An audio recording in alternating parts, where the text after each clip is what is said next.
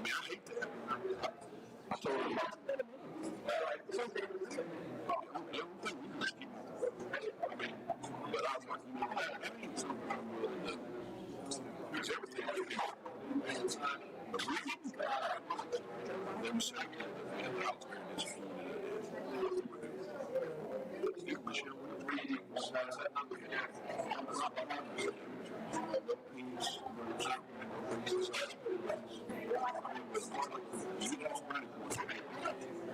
I really I support the calling that God with what happened. You know, I'm going to say, you understand that you're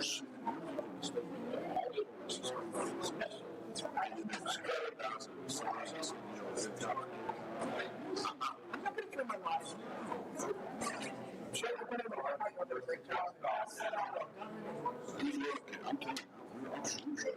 I'm telling you.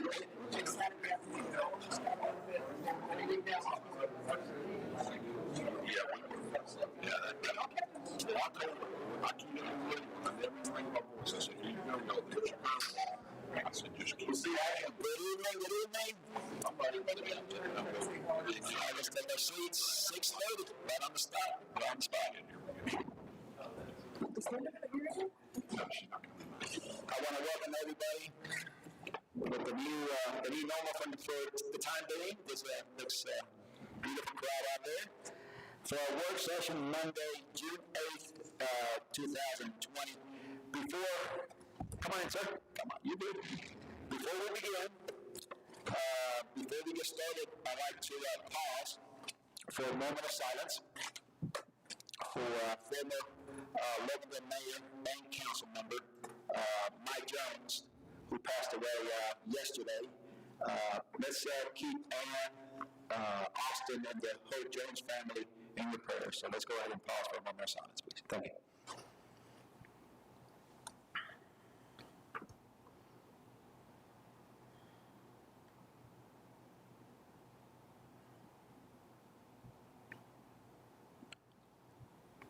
Thank you so much.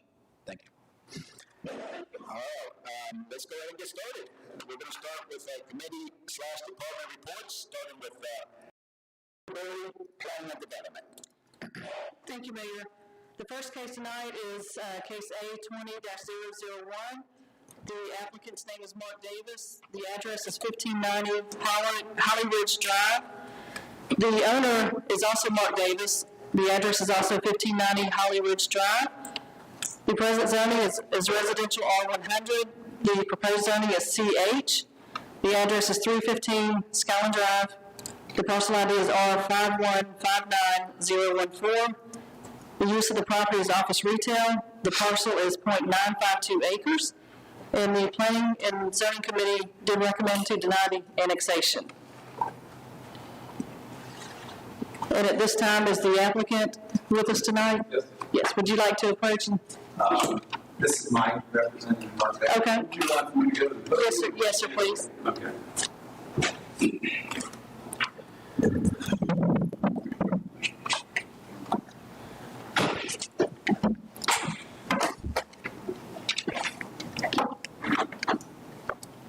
I would like to thank the Mayor and Council for giving us an opportunity to come and present our request for the annexation and rezoning of the subject property as described by Lisa, I think her name is. My name is Mike Downey. My address is 5775 Tree Swing Court, Houston, and I'm here to represent Mr. Davis in this application, and it's been described, so there's no need to backtrack there. The proposed use is pretty straightforward. Mr. Davis is a very successful plumbing company and has for many years. He's currently doing the Google project down in Snellville, just as an example of the scale of projects he does. And he would like to move his business from Stone Mountain to Loganville, since he lives in this area. And he would also like to be a corporate citizen, if you will, of the town of Loganville. So he purchased the subject property, and this plan, if you approve his request, is to convert an existing house to an office with an attached garage, which he would use for storage, And he also has submitted a concept plan, and I believe the mayor and council have copies showing a proposed additional building that he would build at a later date. That building would also be built like the house, and it would be a combination of office and storage. So phase one is to remodel the existing house, move this company into the house, and operate. He would convert it from a house to an office, and we'd have to add some parking spaces. He would continue to use the existing driveway. He would build a nice fence around part of the property that would consist of brick columns and fence and landscaping. And at a later date, when he does phase two, he would complete that fence. I would like to briefly address the reasons that we feel this is an application that should be approved by the mayor and council. Starting by talking about land use. Yes, this is an existing house, an existing undeveloped lot, but the house and the lot are basically surrounded on 3 or 4 sides by existing commercial development. And this is an unincorporated Gwinnett County, and if you looked at the 2040 land use plan for Gwinnett County, you would see that this property is proposed to be vibrant community. And I'd never heard that phrase before, but I dug into the land use plan. And vibrant community is basically a transitional zone that is meant to provide some buffer between heavier commercial and residential. What you would typically see in a transitional zone is higher density residential or lower density commercial, in this case office. In addition, the town of Loganville's land use plan, and this is pretty obvious if you drive up and down Highway 78, is for commercial development along and across 78 from the subject property. As far as the issue of traffic is concerned, in our opinion, the effect of 6 or 7 office employees going to and from that office every day is not significantly greater than the effect of a resident. If a resident lived in the house, he might have 2 or 3 cars, and each car would travel probably 2 or 3 times to the house a day. So it really gets to be somewhat comparable. The driveway is going to stay where it is for now. At a later date, if he does build the additional building, the driveway would be moved closer to 78 and combined, so there would never be a one driveway going into and out of the property. People are concerned about service trucks since Mr. Davis has a plumbing company, but his employees drive the service trucks to their jobs and home every day. They don't drive them to the office.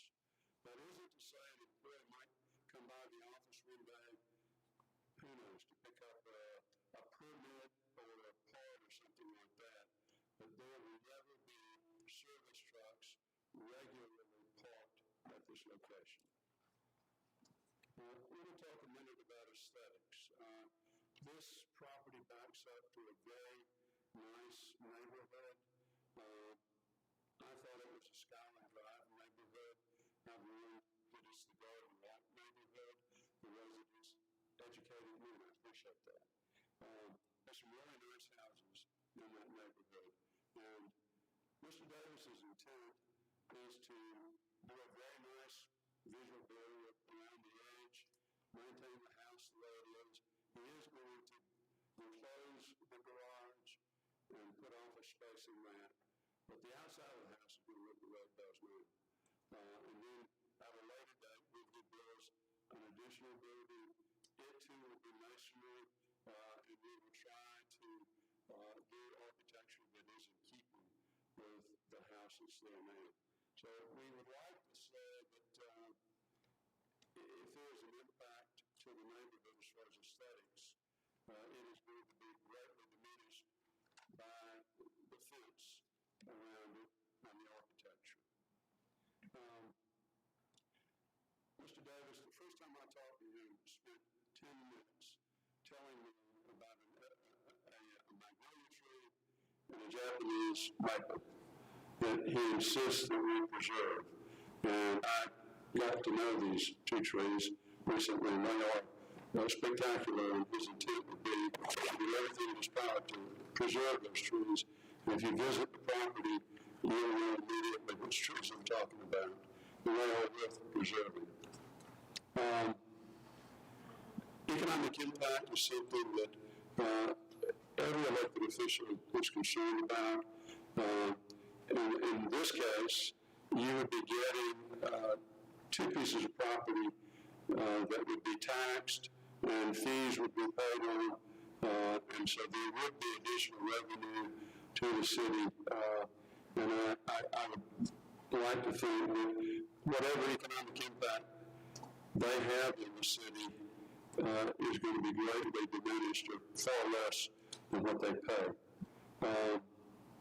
The last thing is, in reference to arguments for approval, I just wanted to mention, and I wasn't at the Planning Commission meeting, but we understand that they recommended denial. We're hoping that you will see it differently.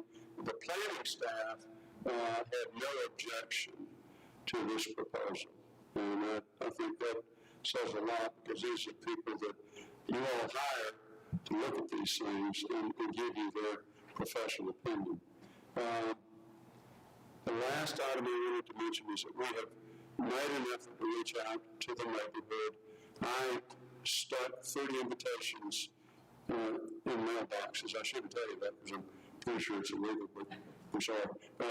But we had a meeting Friday afternoon from 4:30 to 6, and it actually lasted till 6:30. And I think we had 8 or 9 homeowners represented, and we had a very pleasant discussion with them. And I would at least say that I think they know now that we're not bad guys. They didn't like what we're proposing to do, but I think they understand what we're proposing to do.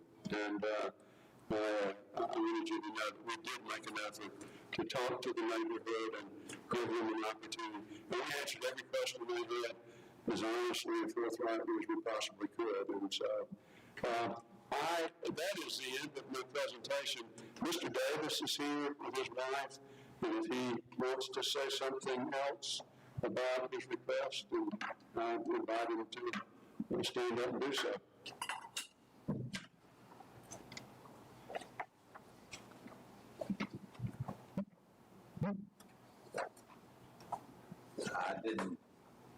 I don't see many changes I would make with what Mike said. I would say I have no plans to build this building right now, especially what the economy's doing. It will, And I told some of the neighbors the other night that I'm bleeding and I got to stop the bleeding. I got to sit back for a while. I have no plans to build the extra building. The reason we did that concept plan was to see where the civil engineer, what's legal, like what setbacks, what do we have to do, fire truck entrance and that kind of stuff.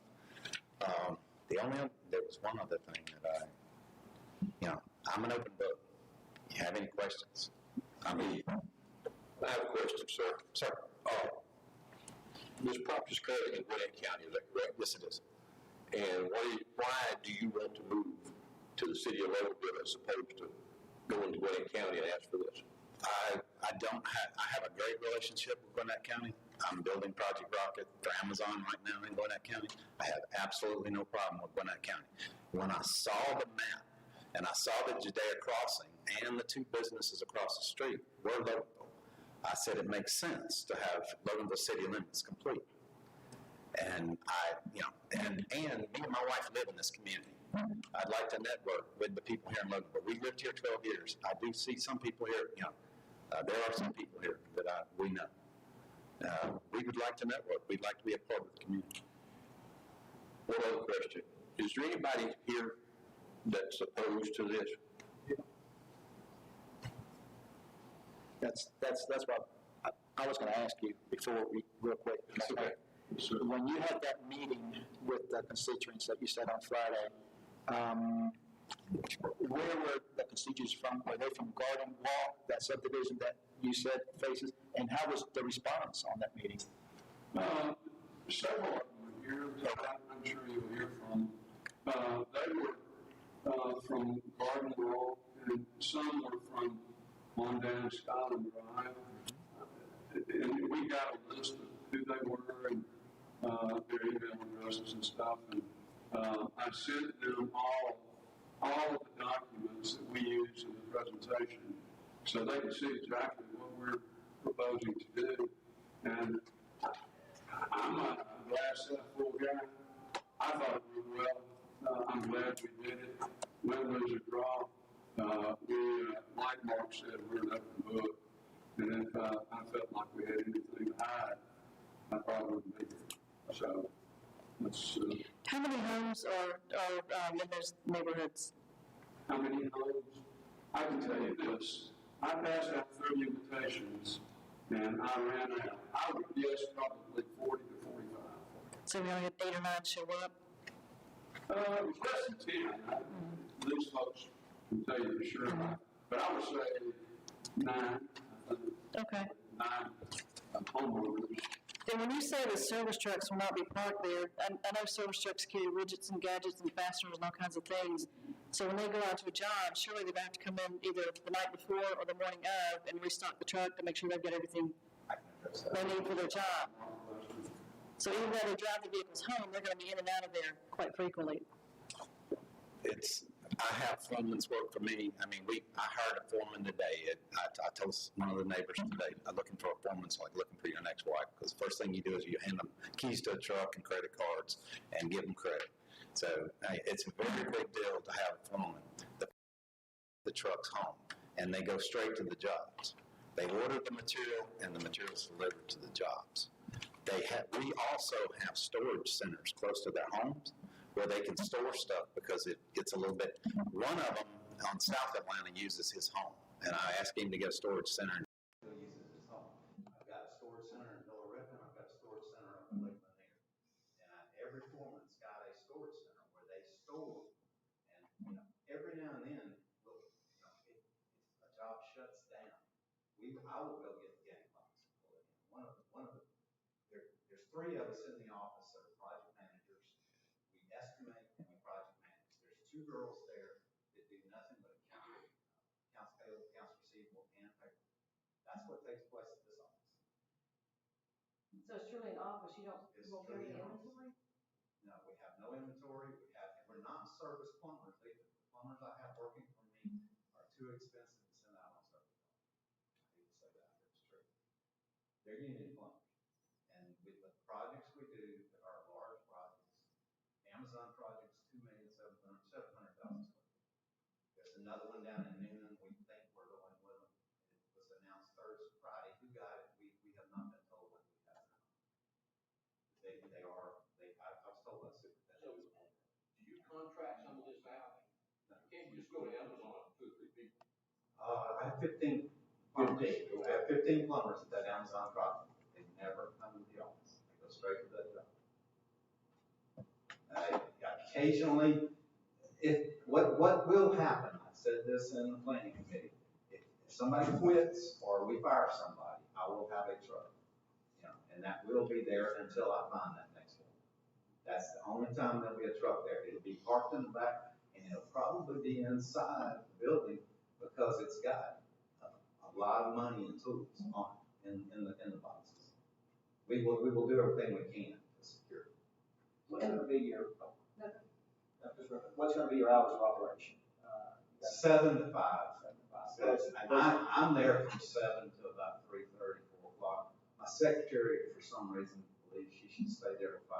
She's the greatest. And the building you talked about, you said you have no plans to build this time. When you build that, what is that building for? It would be more office and storage. Storage. If we continue to grow, I see a downturn in the economy right now. I don't think we'll continue to grow. for every $1 million worth of work you do, or every $1 million in volume you do, you need a project manager. I'm short one project manager right now and have one empty office. So, yeah, if I go to 5, 6, 10, Amazon takes us out of state, I will need more space. But I will do everything I can to keep from building a building. I mean, I think I could split my office that I presently have right now into 2 offices. I will do everything I can to keep from building a building. But that's all. But you're not saying it won't. I want it, I need the rights to be able to build it should the need come, should the need arise. Does anybody here really know where we're speaking of? Yes. Have you ever tried to turn in on Scotland or turn out on Scotland on the subject? Can we get your name, for the record, right?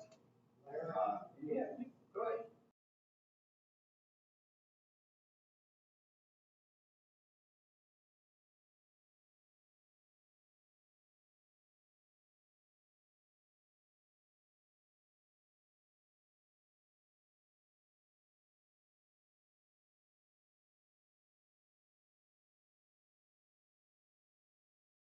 Well, yeah, our neighborhood, we're gonna put another business in.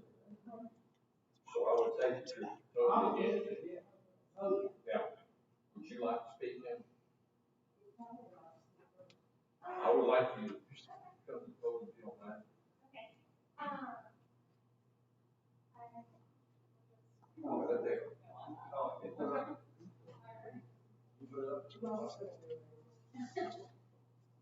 Okay, so Can you state your name and last name for the record? I'm Callie Fouts. Callie Fouts. Kalli Fouts.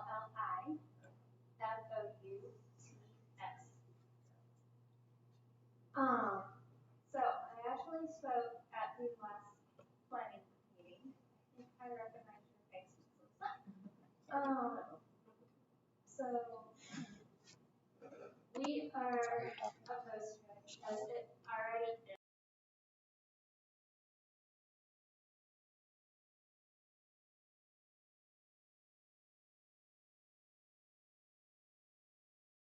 Kids in the neighborhood.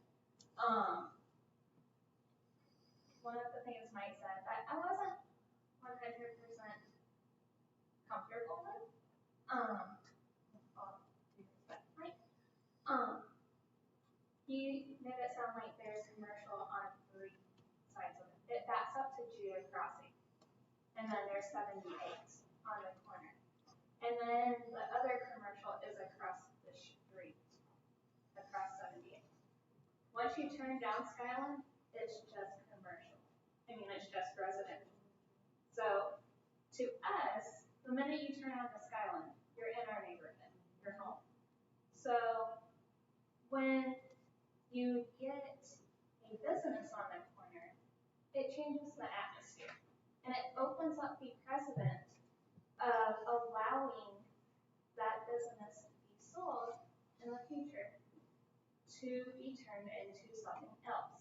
And once it's zoned commercial, CH, there's no telling what it could turn into. You don't have any rights to say, oh, as the resident, I know it's already zoned this, but I don't want that business here. So it's not necessarily that Mark's little small 6-person office would have a huge impact. It opens up a huge opportunity for expansion. It opens up a whole different can of worms down the line. And I think that is what we're concerned about. We don't need any more added traffic. It's already difficult at 5 o'clock to get out either way. I mean, I have certain times that I will not leave the house because it's just a pain in the rear end to get out. So we need to keep residents at the forefront of our neighborhood instead of putting commercial tax revenue over residents. And cover everything? Thank you. Anybody else? I think that's good. Thank you.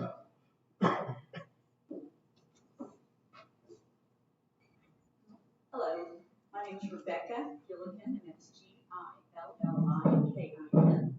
I've been a member of the Garden Walk community since September of 1994.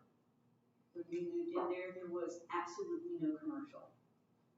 As some friends of mine used to say, there's the king, the queen, and eagles. So you got your Dairy Queen and your Burger King. There was nothing else. Probably my first thought about the whole situation, I can sum up by saying a quote from Grace Hopper, who says, "It's easier to ask forgiveness than it is to get permission." And that's how I feel, is that they're now trying to ask for forgiveness because they've already counted on this being shuffled to their right. And Callie is right. There is only one side that abuts, whatever, to a business, and that's Judah Crossing. I don't understand why any Gwinnett resident would need to be annexed into the city. As much as I enjoy living here, I consider myself a Gwinnetian. I don't understand why anybody would want to dial 911 and have the city come to Skyland Drive in the event of an emergency. I don't understand why anybody would do that. Cross the county line.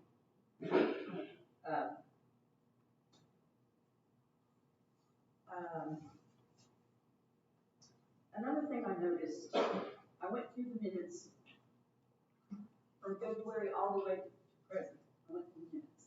Today's the first day that I've seen the number that you had up on there, on the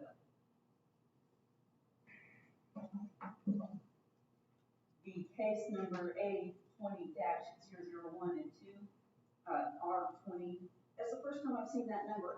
I copiously inspected 6 different minutes from the meetings. It's the first time I've seen that number. You know, we've been under shutdown, we've been under close down, lockdown. So I don't understand how we were supposed to find out about this by the little sign that was on the corner when we eventually could get out to go get groceries. So I sort of feel like this has been not on the up and up for the community, for our community. Well, Ms. Gilligan, I want to assure you that's not the case here. We are not trying to sneak something by you guys at all. The process is the applicant makes the application and it goes through the process. Oh, I wasn't speaking of the city. Okay, well, and I encourage you, please come to the meetings, get involved so you know what's going on. But we did go to the Zoom meeting, and I attended it, and that's not how I conducted business of any kind in the past.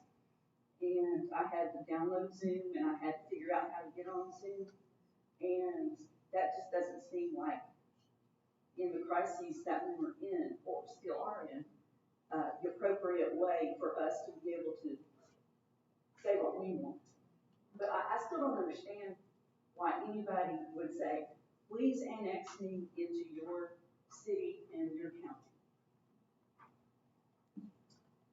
That pretty much sums it up. Okay, thank you. Anybody else? I have a question, Mark. Regarding the amount of traffic that's going to be, your count was 5 cars, is that right? It's five. Right now, 2 people are working on But let's say it wasn't, everybody was back in the office, so it would be, Everybody's in the office. okay, except for the occasional truck that would come through back and forth. No, I understand, but I mean, okay.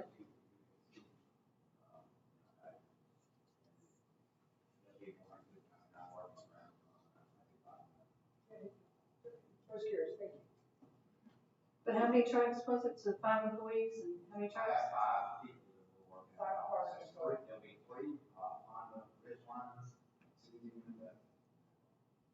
And then Chuck's, Christine brought the BMW, she's at home, she's not, and one of the ridge lines is working out. Some people can work at home, they do like it, and I wonder if we ever get back to everybody. Well, and to the truck question, as I understand how you explained it, this is not a residential plumbing company. This is, you have got storage places across Atlanta right now where the high dollar stuff goes, because Villa Ricas, it makes no sense for somebody to come all the way to Logan, load a truck and go back. I can't afford a customer $100. Right. So, That's why we do what we okay. do. They've got their tools in their area, and in Middle River, they have their tools in their area. So it's not like a city electric supply where well, no, there's people coming back. the phase two is to build the building, and I think you say that it's gonna be large enough to hold a van inside of it. So I'm thinking, what else is gonna be stored in that building? Maybe we will have, like a truck that we need to put inside, because that's what we do. Basically, that was the first run, what we were trying to do, we hired a civil engineer to see what the setbacks were, to see what was legal, to see if I need to move the driveway. No, I don't want to do the driveway over here, I don't want to submit to the city to do the driveway over here.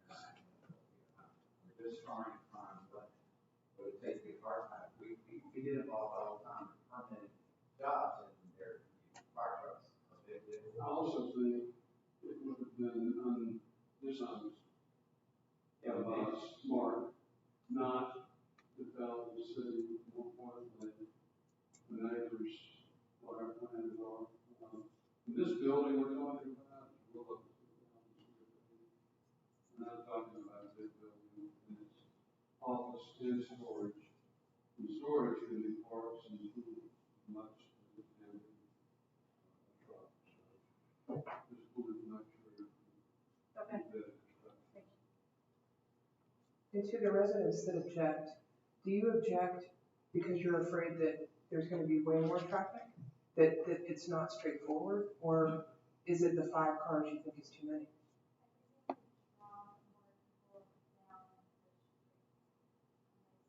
So you think they'll use it for a cross street to go back out the back? Because of,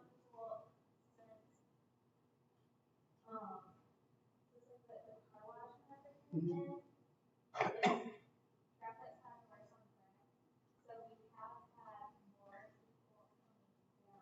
They cut through to get back up. Okay.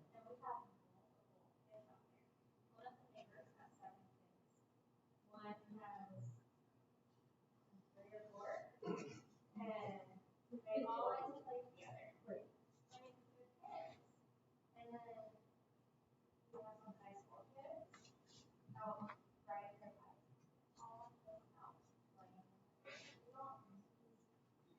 So I have to worry about people cutting down our street even more than we already do. I understand where you're coming from, but the 5 cars that they're stating, 5 cars is too many. You wouldn't typically have 5 cars at a residence on a normal day. I mean, like on the weekend, I think. It's a former residential house, correct? It was a residence, so if there was, It still is. My house is, two lots.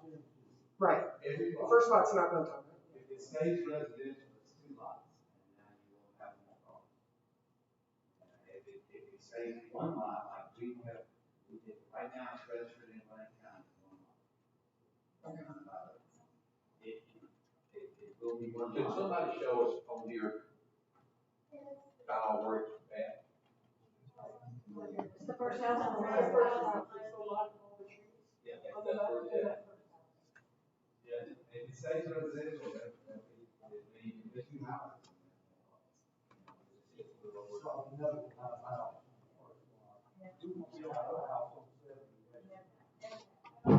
It's residential.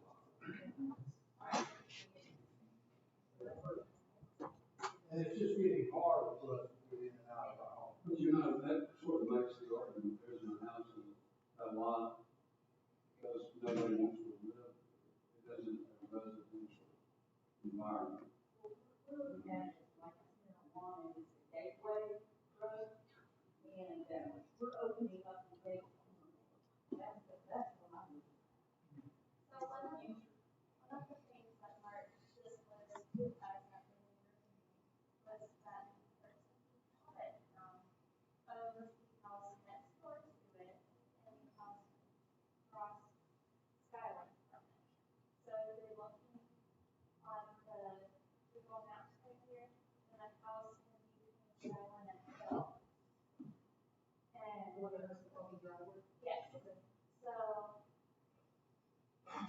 potentially, if this goes commercial, then that guy can sell those two and name those two potential commercial as well.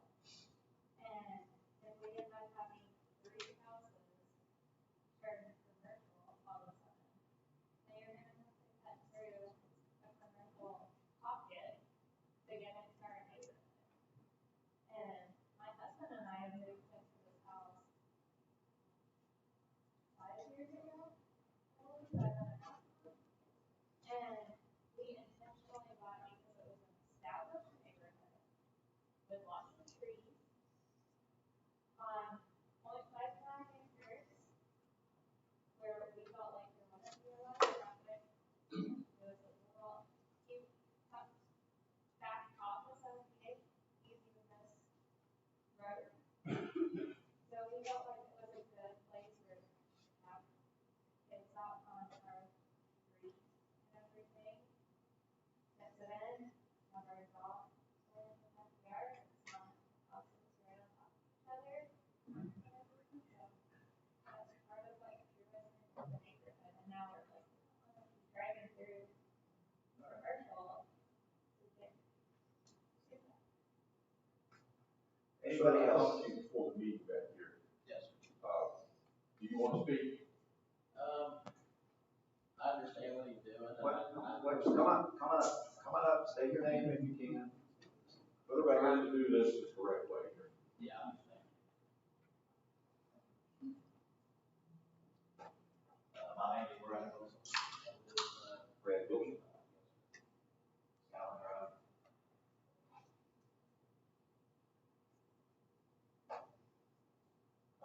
Like I say, I understand what he's doing, and in a sense, I don't have a problem with it, as long as he keeps it like it is. I don't think that the 5 or 6 cars he's gonna have there is gonna put any more traffic on our road than what there is. Our road is a bad cut through, because at the end of our road on Apollo, you got 2 subdivisions right there across. And I mean, there's cars just constantly going through there. We've got speed bumps through there, that doesn't phase them, they still run 90 through there. I know the house that is across on Skyline Drive is for sale too, and it's right there on the side of 78. So, I mean, is that something that could possibly turn commercial too? If it is, then I suppose to him, that we're gonna have to fight this guy's back. The biggest problem we have getting in and out of there is like she was saying, once you pass hills, that's a little hill there. As soon as you go over that hill, you know, you can't see anybody coming until they press that hill. And our road, when you're going down through there, it cuts back at a hard right. That's one of the things that makes it so hard to get in and out of. So you're basically against it. I'm on the fence with it. Your concern is more the gate for opening the gate for the lot next door eventually? Well, the lot next door, like I say, I don't foresee him having any issues with extra cars and more traffic on there than what's already there. What about Dollar that General? would be, Mr. Wilson, what if it's a Dollar General? sorry, What if it's a Dollar General? where it's at, if they put it right there where the trees are, I mean, that's on 78. And you would have access in from 78. I would be happy about it, but There's not good clearance, so put it a separate entrance onto 78. At least that's my understanding, because they're going to 30 feet of 78 foot along. I mean, if they build a commercial building there off 78, you don't have to have these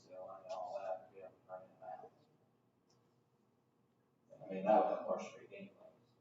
Just because like I say, when you're coming over that hill, people coming from behind you, you have to slow down so much to be able to make that hard right. I mean, I've been hit almost 2 or 3 times just trying to turn into that street. Thank you. So, Mr. Davis, I have a question too.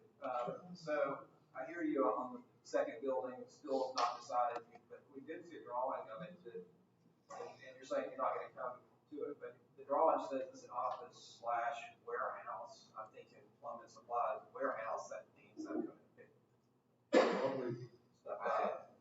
It was Mike's suggestion that we do this so that we could get the setbacks, so that we understand where, where we can enter, how many parking spaces we have to have. And the setbacks are extreme on it's like 30 feet on both sides. I didn't know that. Yeah, and it's the fire truck entry and exit. So it's dollars climbing. As long as I can function out of that house that I'm in with the 5 employees that I've got, that's my intent. I had to have the second lot because to get the zoning, you have to have 3,300 square feet of property. That's the reason for having the 2 lots. The same question I had is in your notes, you said there's a potential tenant, office employee, My wife's job was ending in Snellville. We talked about her having an optical situation there, her own optical. She went to work for somebody else today, so that plan is out.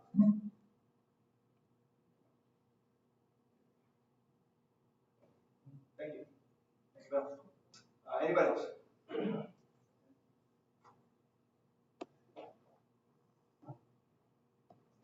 Melody Long. I want to bring it back to, he's a gentleman with a multi-million-dollar company, and he bought a cheap house, and he's trying to get us to find the back way in to get some commercial property. He wanted to be in Loganville instead of having annexed into Loganville. Why did he not come into our city and buy a piece of property that was already zoned commercial, and he could do whatever he wanted? He's asking us to change a residential neighborhood and pretty much open the gates, as they're saying. Once you get one started, that next door neighbor is gonna have a hard time selling residential, so then they're gonna go commercial. Next thing you know, the whole street is. If he really wanted a commercial business in the city of Loganville, he's a multi-millionaire, why didn't he buy property in the city that's already commercial? Thank you. Anybody else? Somebody needs to come on.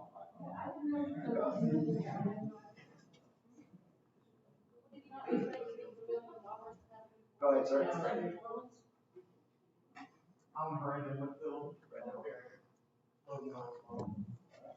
I know Mark and his wife, they're really good people. And he's a man of his word. If you see his property now, it is the most immaculate property you'll ever see. Grass is perfect, bushes are perfect, everything. I've been to one of his other businesses that he had in Grayson. It was a rental, he made that place look good. So when it comes to aesthetics and the cars, he's gonna make it look good and do right by everybody. In my opinion. Pretty much all I gotta say is he's for his character. Thank you, Brandon. Anybody else? All right, Janice. You need to go, Janice. Yeah, and I've already mentioned the planning zoning committee's recommendation.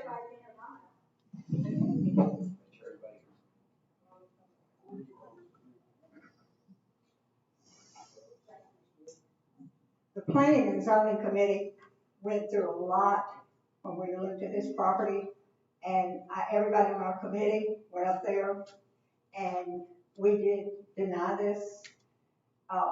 We felt like we're opening the door for commercial to go into a nice subdivision. My husband and I rode up and down through there a lot of times. We saw a lot of children playing in the yards. And we also saw a lot of people going from 78 over to Oak Grove Road. My planning committee tries really hard to go out and really look at things and say, would I want this to happen in my neighborhood? And I think this is so very important. I don't like to turn anybody down because I got a big heart and I know what it's like. And I've been in Loganville 57 years. That's how long I've lived here. My husband and I've been married 57 years. And I just think if you're gonna work with zoning, you've got to go and look and get the feel of the property. And we understood that there's a lot of things that are gonna happen. I know the house that this young man owns was built with my house plans. The man that built the house came and got my house plans, and that he built the house with my plans. And when we rode up there, also I've had a lot of people call me and tell me that their people live there, and that there's also a park back there. Now, we did not go to the park because I didn't know that when I went up there. We just wanted to kind of see what was happening around where this is. But I want this committee to understand why we denied this, because I feel like if we open this up for a business to come in the middle of a subdivision, you're putting a lot of precedent on things. Anyway, okay? Thanks, Janice. My committee, everybody voted to deny this. Anybody else? Anybody else from the council? Oh, great. I just wanted to respond to a couple of things. In my experience, having a master's degree from Georgia Tech in city planning, and having been a city planner for 6 years, and then commercial development and construction for the last 40, I really don't know what else you would do with a piece of property that effectively fronts on Highway 78, but a commercial use in it. And when we say commercial, that's a very broad term. I'm not, unfortunately, 100% familiar with Loganville's zoning ordinance. I don't know if the CH or HC zoning classification would permit, for example, a dollar store or a convenience food store. I don't know. But that's not what we're proposing. We're proposing an office, and that's what it will be. And secondarily, what does or doesn't happen on the property across the street that somebody else owns is not our business, and it, unfortunately, in my opinion, is irrelevant to this conversation. What is relevant is what we're proposing on this piece of property. So thanks again for your time. Thank you so much, Mr. Donovan. All right, and one more. Can you, so they can hear you back.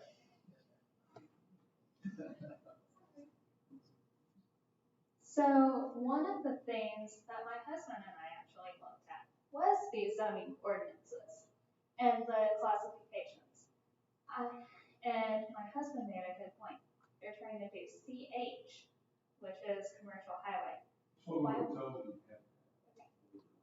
So if it were to have to go through, then why couldn't we make it CN, commercial neighborhood, which puts some limitations on traffic, on all of that. Because commercial highway opens up a whole other bucket of land too. So would that even a different consideration? Yeah, I think that's a Tim Prater question. Tim Prater question, I think, in the back. Okay. Yeah.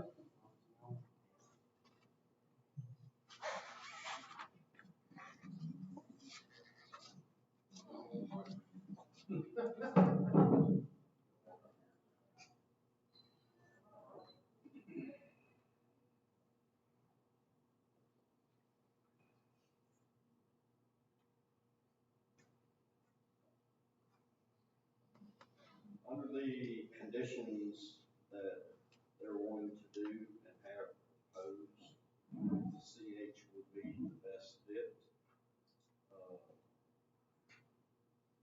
The CN would give limitations on its future use of the property. But I mean, it'll be up to the applicant best for their property, and they chose commercial highway. That answers your question. Again, your office, what is your position on it? You don't have one? My office had no objection to the annexation of rezone. Any questions for Tim? No? You got a question for Tim, ma'am? I do. Okay, go ahead. Tim, Can you- tell me what the difference, sorry, Tricia. Can you come up? People on YouTube cannot hear unless you speak on the microphone, so yes. What restrictions? Can you speak in the microphone so people can hear you?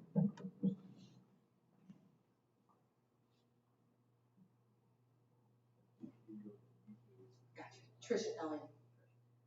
What restrictions, what greater restrictions does the CN afford, maybe protecting the residents versus CH? What restrictions are we talking about here? That would be the storage part of his development. Or future storage for his development. Good. All right. Anybody else? Thanks, Tim. All right, we're gonna look at this then. Lisa, back to you. That's all I have. For this case. Okay, so for legalities, we have, first of all, this applicant applied for an annexation and now rezone. So for legalities, we have to read through the rezone part of this. So application R 20-002, the applicant's name is Mark Davis. The address is 1590 Holly Ridge Drive. The owner information is the same, Mark Davis of 1590 Holly Ridge Drive. The present zoning is R100. The proposed zoning is CH. The property address is 315 Skyland Drive, Loganville.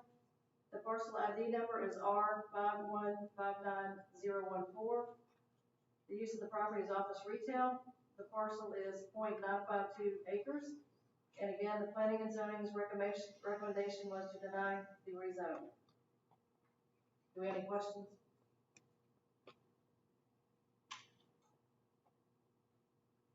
Okay. All right, the next application is R 20-003. The applicant's name is Tip Human. The address is 2205 Highway 81 South. The owner information is Lakaram Ramlagan. The address is 4505 Lafayette Lane. The present zoning is R16. The proposed zoning is CH. The address is Overlook Drive. The parcel ID number is LG060057. The use of the property is auto shop, and the parcel is .96 acres. And it was the recommendation of planning and zoning to also deny. Are the applicants here? Oh, go ahead, sir.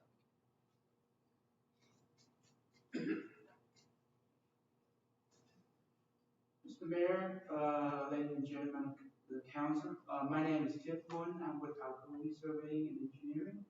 I'm assisting Mr. Robin Leckrane on this rezoning case.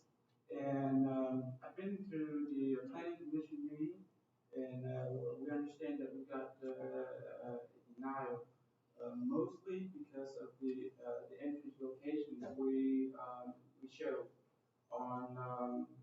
We have to come in on Overlook Drive because since the planning development meeting, I've approached DOT office. I drew a plan showing an entrance on Highway 20, and I have an exhibit here if you wish to see it. And as of April 28th, I got a response back from DOT saying that they will not grant us a variance in order to install a driveway on Highway 20. And so we're kind of back, we're back in the corner. We can't, we want to put an entrance on Highway 20 so that the development will be very similar to those office buildings for the huddle and as well as the Reliance Home office Reliant Home office is right in front of the subdivision, but they do have an entrance on 20. Granted, I mean, their buffer might be even less than what we're proposing. And so the owner has bought this lot, and unlike any other, he's not a well-to-do guy, and he wants to be able to do his business. He wants to bring his business to Loganville. But in order to do that, we're here for permission rather than for forgiveness. And that we understand that this will generate a little bit more traffic than, I'm sorry, let me back up. The zoning requests have, it's 2 lots, one in, have frontage on 20 and the other one is right behind it. We'll be combining these 2 parcels into one and building roughly about 3,800 square feet auto repair shop. And unlike the previous zoning where you can easily sell that and make it into something else, once the owner builds this, it's not going to be anything but an auto shop, or anything in that nature. I know that the owner across the street had brought up some concern that they want to, that this will hurt the value, and that they recommend an 8-foot tall privacy fence. And the owner is willing to do that. He's willing to put from his driveway, and he can put up a privacy fence in addition to any landscaping to make the zoning less obvious and protect and lessen the noise and just having a business in the neighborhood. We understand that it's not convenient for the people in the subdivision, and we do feel like we will offer to do the best. They were concerned about the project impacting the stream behind it. As of right now, the current proposal, we are impacting it like less than 50% of the lot. So there'll be a lot of green space. Hopefully I'll be the engineer for the project, and so I can tell you exactly how that is. Right now, I'm just having a general location. I don't have design parameters for the detention pond and everything else yet, but I'll make sure I'll limit the impact that will generate by the construction of this project. I know there will be some additional traffic, and I know that area. I moved here in 2004, and my wife told me, "Why did you bring me out to the middle of nowhere?" Or her exact words, "Why you bring me out to the boonies?" And that was 2004. But now, Loganville is not a boonie anymore, but in German. And I'm in the development business, so I'm thankful for that growth. But we want to make sure that we do what's right for Loganville. My client is willing to concede and put up fencing and protect the ownership and the rights of the owner behind him. We ask that the mayor and council change, look favorably and give him the zoning that he needs. CH is only zoning that will allow you to do this type of building, so we don't have an option to do the CN. And I have a question when you're ready. Okay. So when the gentleman that purchased the property, did he buy it with the intent of having the in-out on 20? Yes, but he had didn't no know idea that he didn't know that he didn't have enough frontage. You gotta have X number of frontage in order to have that. And he doesn't have enough frontage, and you have to have a specific driveway spacing requirement, and he did not meet that requirement. So the DOT is not going to give him. I mean, when you drive by and look over there, it's obvious that there's essentially drop off and then the creek. I don't know how you could build it in out there. But clearly you have to turn in the neighborhood a house across the street, a house next door to get into where he's asking. Right, and the entrance that we're proposing, I'm pushing it as close to 220 as I can. There's a big power box there. As soon as we get past the power box, that's where it's the entrance. So it'll be limited to a very minimal impact to the people in the back. We try our best to minimize it. You know, when I was there yesterday, drove by, there was kids out of basketball going on the street playing basketball there in the street. It's clearly inside the neighborhood. Right. Mr. Cool? Yes, sir. Is it Cool? It's fine. My question to you will be, why that area, why there, and why not an existing place that's about open for that? I'm told that's what he can afford, and that's what he was planning on putting the entrance on 20. He's figuring that's a commercial tract, so that's why he bought it. So he bought the property prior to knowing that he could do it on 20. Right. Yeah, and after the zoning, when he approached us, I told him he's not going to get it kept at on 20. But I want to make sure I'm telling you that I got the email confirmation from him that from Mr. William Hunter with DOT, Gainesville DOT District 1 on April 28th at 3:35 p.m. saying that our request is denied. Are you aware that if you go straight down Overlook, there's a brand new house being built? I understand, yes, sir. Yes. Which indicates to me that this is a neighborhood and not a commercial property that you have cars. I understand that, but there are other people, like I point out, just like Reliance Home, they don't go in the same entrance as the subdivision, but they're directly in front of the subdivision as well. We wish to have a driveway for commercial purposes to have it on, but that's not going to happen. Any other questions from the council? Any questions from the audience? Go ahead, sir. Yes, sir. Thanks, man. Get stretched out.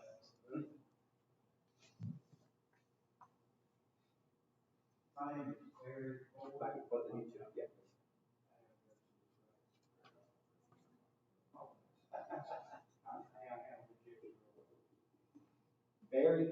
Very forward, yes. Forward, yes. Yeah, we just could rank somewhere down the line, I guess. First and foremost, congratulations on the years that y'all been married. Y'all been married as long as I've been alive, Miss Janice. But, back to the neighborhood proposal. Some of y'all were in our neighborhood a while back, and I apologize that I wasn't there. My wife, I think, talked with you, Mr. Mayor. And I think each and every one of y'all just come through and took notice to the neighborhood.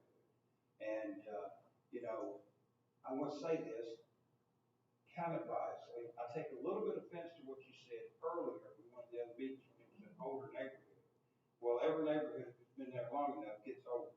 Okay, that's true. I grew up in. Yeah, I understand. But like myself, I live on Holly Court, and there's a lot of children that play up and down the street, both on Holly and Overlook. And the traffic certain times of the day is horrendous all the way back up past Tuck Road turning in.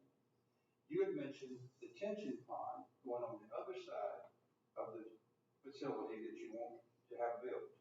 All right, that puts it closer to the creek, which potentially, I'm not in construction now, but there's always the potential. The runoff's got to go somewhere. And, the creek behind our house there now turns into a raging river when we do have a quick ramp.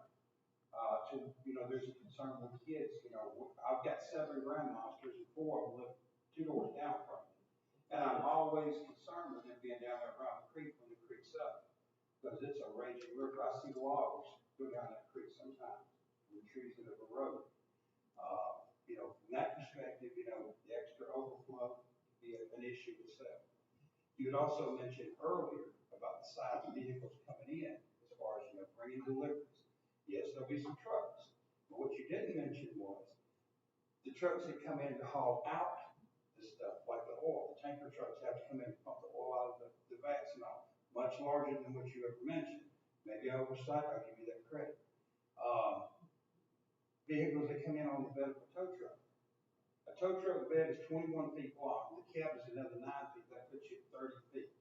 With the Stinger, if he's hauling 2 cars, you've got a 3-foot buffer there between the end of the tail, which is 21 feet, a good 36 inches before you have the next car, which is another 12 to 15 feet. So you're looking at 48 feet sometimes, not all the time, but coming down 20 either way to turn in. And you're talking about moving the driveway entrance closer to the power boxes, and I commend you for that. But you're going to have one bodacious opening to get in there, and then depending on how far your building is from that opening. Off track. Those of you that may have ever driven a truck off track, the way a vehicle comes off, when you make your turn, tremendous. You get yourself in a real serious situation, especially with one of those Stingers if you get out of bounds.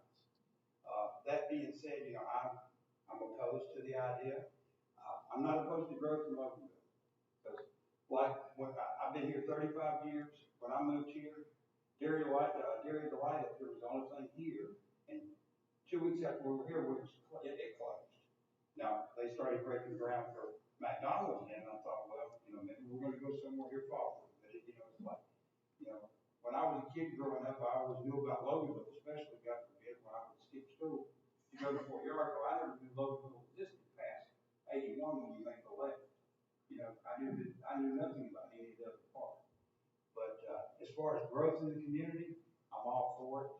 I think growth is good. It's good for taxes. We all never want to pay no more than we have to, but there has to be a line that was mentioned earlier with this other location. Growth is great if it's in the right location. Now, the gentleman that's purchased these two lots built 2 houses. The property, he can make off those 2 houses because, like you mentioned, there's one going at the end of the street. Well, if you take a left up there in the cul-de-sac, they've already started scratching ground for another one. That one's coming in. He can take those 2 houses and build it. We got no problem with that. Love to have more neighbors. I'm a neighbor kind of guy, and the profit he can make up 2 houses can go towards helping him find a better location in this town. But at that point, I'm not book smart enough to say a whole lot, so that's all I got to say, okay? Thank you so much, Mr. Thank Ford. you. By the way, you have a beautiful wife. We spent some time talking to her when I was out there, and you are considered by your neighbors the neighborhood Santa Claus. So everybody loves you in Hollywood. Oh, wow. Thank you. Thank you. Anybody else? All right, we're going to be looking at this on Thursday, right? Thursday. All right. Thank you so much. Okay, the next one is the rezone part of this application, R20-004. The applicant's name is Tip One. The address is 2205 81 South. The owner information is Lakram Ramlagan. The address is 4505 Lafayette Lane in Loganville. The present zoning is R16. The proposed zoning is CH. The address is Overlook Drive. The parcel ID is LG060056. The use of the property is auto shop. The parcel is 0.55 acres. The planning and zoning recommendation is to deny the rezone request.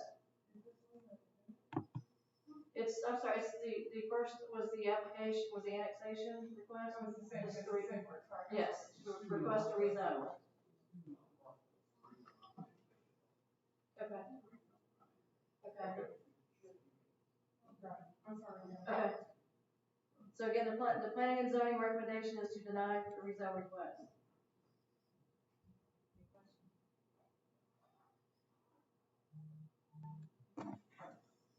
Okay, that's all we have for that. The next thing is Walmart has approached the city asking for us to once again change our sign ordinance. If y'all remember, it was back in 2018 when they did the reface of the building. They wanted to increase the signage there and ask us to look at the sign ordinance and change that. So we did, made the change and accommodated them. And so now, because they're building the medical facility on the front of the store, they've maxed out their signage allotment. So again, they're asking if we would consider changing the sign ordinance. So tonight, I'm not asking for us to change the language of the sign ordinance, just asking, do y'all want to address this and agree that we need to change the sign ordinance to accommodate them? I think we should let that out. Okay. Real quick on what he's asking for.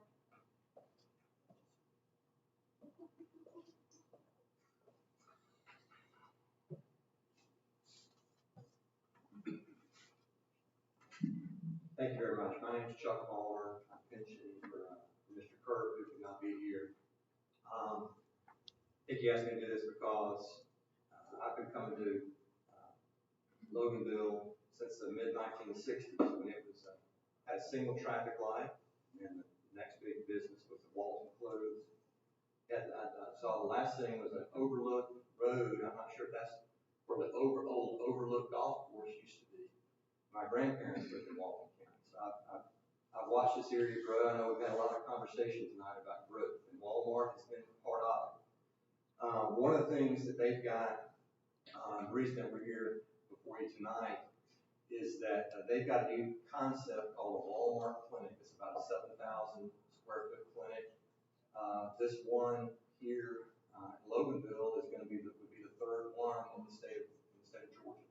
And they ran the models in the state of Georgia, actually one over in Dallas, Georgia, and the other one in Calhoun. So this will be the third one. They've got a soft opening, by the way, this Wednesday, and the grand opening next Wednesday. And the reason they would like to have this additional sign, which would be basically a 50 square foot sign, is that it's a separate entrance, and people are going to be coming in, to have, whatever, it's a general practice type, you'll have doctors in there. So if anybody, particularly this day and time where people are wearing masks, but I'd say anytime, you want people to be able to go directly to the door and know where they're going, go to the clinic. And as y'all know, it's a big parking lot, it's a big store. They want to have people know where they're going, not go in the main entrance and have to wander through the store now to get to the clinic. They would like that, so that's the 100% the reason why they're requesting this. I know Mr. Prater's hands were tied, he had to deny it, and so we filed this appeal. And I'm not sure if it requires changing the zoning ordinance or not, but I think that, what we'd like to do is just appeal the denial of the increased signage to accommodate this. And again, the sole reason is to direct people who are going to the Walmart, who want to go to the health clinic, to know which door to go in. It's a separate entrance. It'll be between the main entrance and the garden center down the left. They actually were going to remove the garden center signage in order to accommodate this, because they had a garden center store sign. They're going to take that off in order to, they think it's more important to have people know how to get to the health clinic than to get to the garden center. So that's, in a nutshell, that's the application that's before y'all. I know y'all will be looking at it next week, and I'm happy to answer any questions that you have about it. What is the current sign right now? The current square feet? So you're at county. That's a really good question. Wow. The allowable sign area on the front facade, would go from the current 350 to 425 square feet.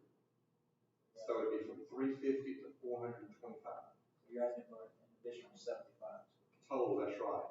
That's exactly. This particular sign is a 50-foot sign. It would be 0.2% of the total floor area. And I know y'all know y'all's zoning ordinance a lot better than I do, the sign ordinance. And if you have a smaller store, you get to have a larger percentage of the sign. But Walmart's obviously a big place, and so when you ratchet it down like that, they've got a relatively small amount of signage allotted to them in total. So if I read this letter that, I guess, Mr. Kirk wrote, he seems to indicate that there's nothing over a certain amount of square footage. And since Walmart is over the lowest square footage, could we just add a layer to the table? Like an additional line for more square footage so we don't have to change the ordinance? Well, to your point, because that is what would have to happen, in my opinion. There's no provision for a variance in your sign ordinance, so essentially what the applicant is asking for is a change to the ordinance itself, which is what you were saying in the beginning. So yes, that is what is in front of you for consideration. Basically what we did before. Yes. Yes. My suggestion would be that if the council is willing to consider this, that perhaps if the applicant is willing, we could table it, come up, the two of us work together with Mr. Prater to come up with a way to address it within the sign ordinance itself. That we'd be happy to do that. I mean, they're very interested in having people know where to go, and we'd be very happy to work with them. So thank you. There is a deadline, Walmart's pushing for the opening, but I don't know, table 30 days. Tim, you want to Well, Yeah, the planning and zoning committee would, I've already talked to Bill and haven't gotten yet, we'd have to make pretty quick and get the numbers. I would say this, and Walmart hadn't told me to say this, but they hadn't told me not to either. So rhetoric without risk. I would say that we'd rather get it right than do it fast. So if we can work with you on that, then I think that. And I think we would like to get it right, so we don't have to make the sign change again in 2 years. That's right. That's right, and that would be my preference as well, because you don't want to be presented, making a rash decision on behalf of Walmart without looking at all the other businesses that may be affected by this. I would take your consideration. Yes. Don't shoot me. Danny's Tell Walmart clarifying. not to shoot me anyway. Danny's asked me to clarify that means not by this Thursday. Our council, the council meeting would be on Thursday, and there's no way we can. No, I understand that. And y'all, I want to make sure I got the dates right. So y'all, this council meeting, your voting meeting is this coming Thursday, right? Correct. So well, it wouldn't have been open for the soft opening anyway. So couldn't have. Right. If we change the ordinance by Thursday, grant them I thought it was 53 feet extra, Tim, that we got a grant, then they would be allowed to open with those signs. So that you can table it, just to make sure Walmart knows, then they would not have those signs until the council either approve or deny the request. Is that correct, Tim? The 50 feet is what they were asking for on their application, which would put them over the square footage they were allowed. That's the reason why the application was denied in the first place. I mean, we can get it done as fast as we can get it done. I don't know if those won't have a committee meeting that goes through. Yeah, I'm available, I just don't want to make a knee-jerk decision that we're gonna be back and vote again another year or 2 years down the road, so I wanna make sure we do this right. I would agree with that. Yes. I mean, there is no way to grant the permit you've applied for. You as a council cannot do it because it's not allowed in the ordinance. So in order to allow it, you're going to have to amend it. I don't think it's a good idea to do that by Thursday. Is the applicant fine with that? Like I said, I think we would rather get it right than do something half-baked. So we'll tell Walmart that you're the one that wanted to delay. No. Tell them I was fighting and screaming. Rhetoric without risk. There's a guy, I gotta tell y'all, there's a fellow that when I started my law firm, his name was Richard J. Reynolds. And, that was a phrase that he used to use. But he got a letter from when R.J. Reynolds, the big tobacco company guy, passed away. He had gone there and his wife got a letter saying, "We are so sorry to hear about the passing of your husband." And he said, sort of in this classic Mark Twain style, that the rumors of my demise are greatly exaggerated. So he was funny. That was a phrase that he used to use, rhetoric without risk. Okay, thank you, Mr. Kirkland. Yes, thank you. Thank y'all. Appreciate it.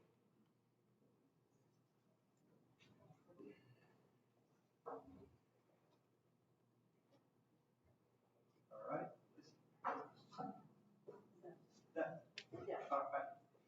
And with that being said, Lisa's done. Thank you so much, Chairwoman Lisa Newberry. Coming down to finance / economic development, Chairwoman Ann Hudson.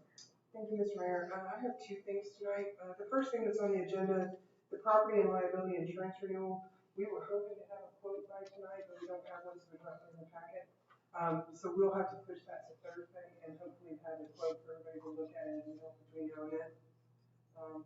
The second short thing I have is the budget. If you all have this presentation, I'm going to turn it over to Danny because Danny's going to hit the high points and take questions. At this point. Or Natalie's going to do it. Somebody over there is doing it.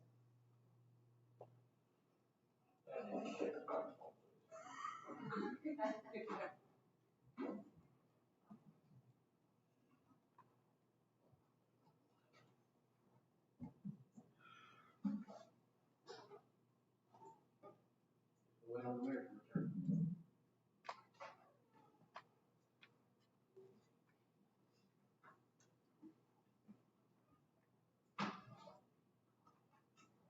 While we wait, Kyle, leave the budget. Budget's on the website, not this presentation you're gonna see, but we'll put that on there as well, but the full budget of 200 something pages will be on the website for everyone to look at. If they want a copy, they can print it off. We'll wait just for a few minutes for the mayor to get back.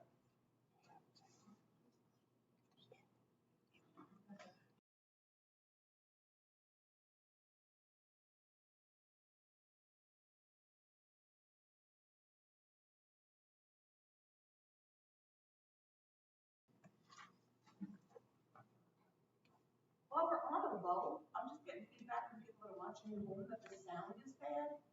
I don't know if there's any way to adjust that now. We've worked on it a lot. It's about 10 times better than it was. Oh my God. Yeah, that's why we want everybody to come here and talk, because the way Kyle has it worked up is every microphone is going through that camera. So when people talk back here, it won't pick it up. So if you do talk, please, even for community feedback. I know That's it, they can't even hear you guys. No, okay, so make sure everybody's microphone on. I hope they can hear me, but, yeah. So, there is about a 20-second lag, you said, Kyle? Yeah, 26 seconds.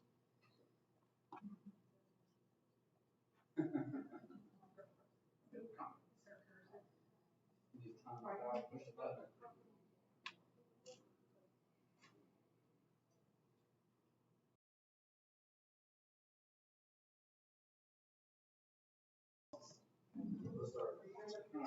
Oh, yeah, good go. Okay, so we'll start here with the fiscal year 2021 budget. For those that don't know, our budget runs from July 1 to June 30th of every year. So we're about to close out fiscal year 20 and start fiscal year 21. So we started this back in January of 2020, as we always do, and then of course wonderful virus hit us and it kind of put us a little bit behind, but we were able to present it.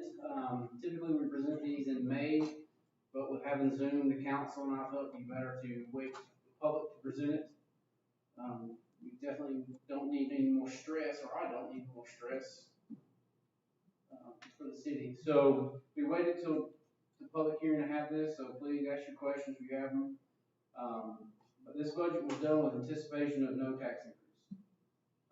Even before COVID hit, Natalie and I and the staff, we met and we looked at, with the current budget. There were no big items that was requested, there were, but department heads didn't really bug me too much on this. So I projected the budget at current millage rate, which is a rollback rate. So we'll get into it. So now next slide. So the first thing you'll see is fiscal year 21 increases in the general fund.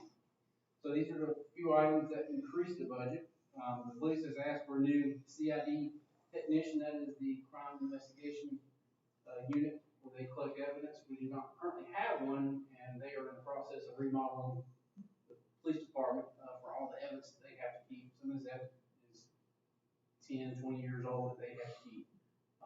So it's, you can see the storage room and it's quite small what they have now. So the police department has really fought for this. They needed a technician to store this evidence, to track this evidence. Anytime the evidence goes to the court, they have to tag it out and tag it back in. So this position is desperately needed. Now they were going to get this position in July 1, but since COVID hit and we're not sure how this is going to affect the economy, we can already see a little bit decline in laws, which are local officer sales tax. I've told them that nothing will happen until after taxes collected so we can see where we stand as a city. Just so you know, when COVID hit, we stopped all unnecessary spending in the city and really only focused on buying stuff for COVID, supplies for, masks, gloves, hand sanitizer, stuff that we could find. The next thing is extrication equipment in the fire department. This is something they requested the last 2 or 3 years, but I have cut, just to make the balance budget. This year we have extrication equipment in the budget. Again, that won't be bought until after January. Building repair and maintenance, we currently have, I think, 10 air conditioning units that are in need of replacement throughout the city. Police department, fire station, this building, and several other places. Fleet has the roof torn off of the building in the last few weeks from the storms.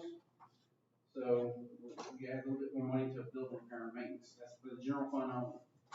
Fleet department has a request in there for the fuel pump to upgrade that. We have our own fuel for the entire city for all city vehicles, and that was in desperate need of repair. LMIG, this local maintenance improvement grant, that's where we paved roads. We had more money from the state because we combined a couple fiscal years, so that increased the budget. But that money comes in, that money during goes out as a complete wash. So whatever we collect, we expense on traffic. Decoration for town green, we started this last year with buying a new Christmas light and some pole lights for the streets.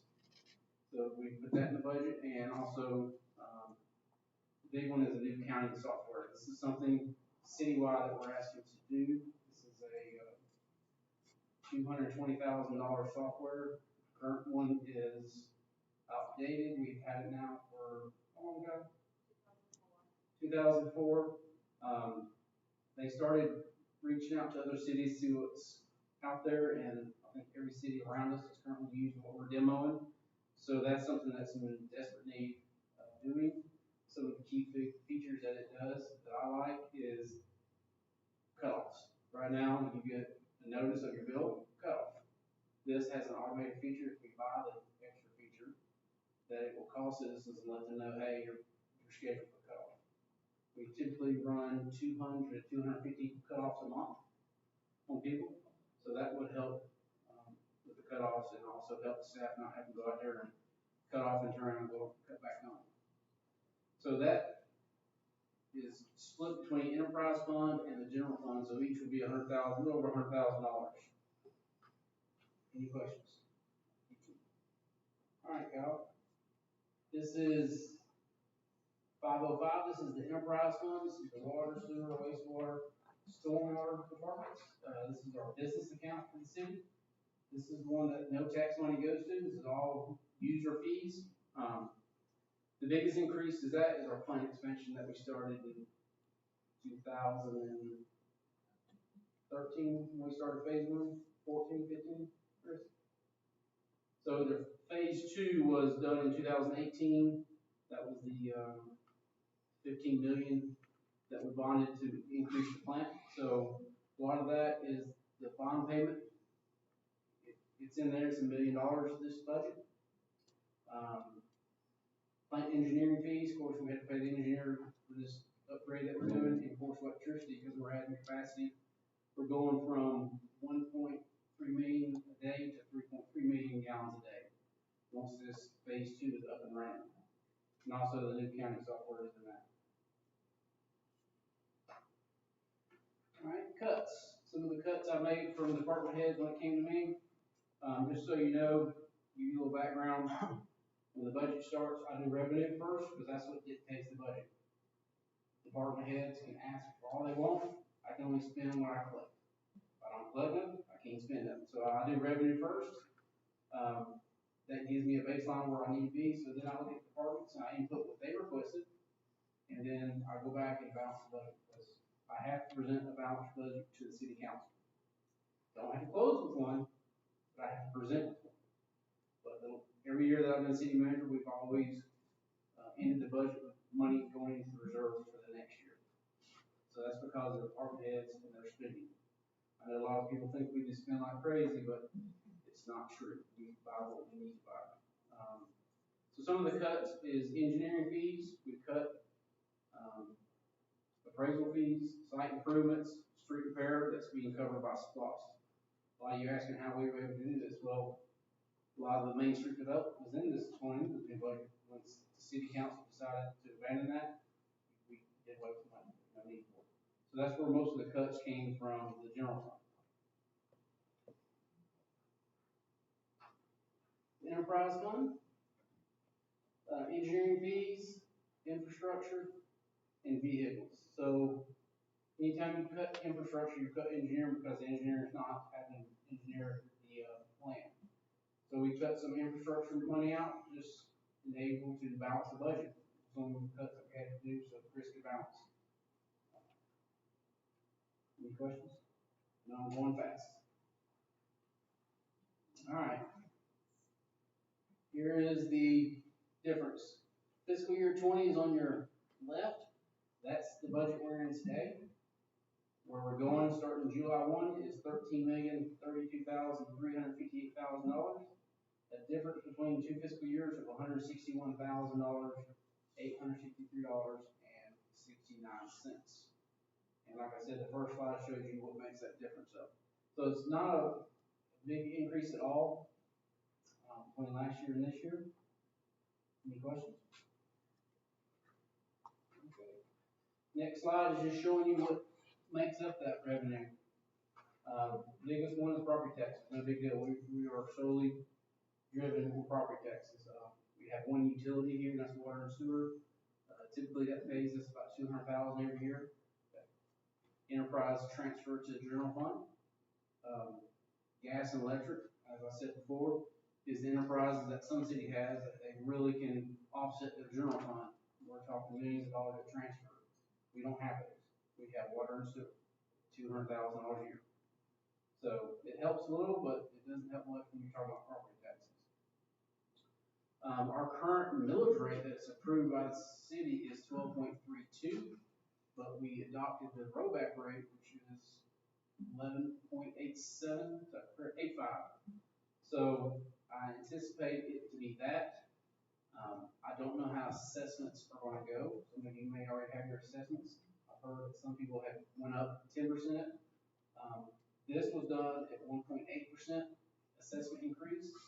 Now, of course, if we hit citywide with 10% assessment, that rollback number will be more. It will probably get down to the low 11s, if not high 10s.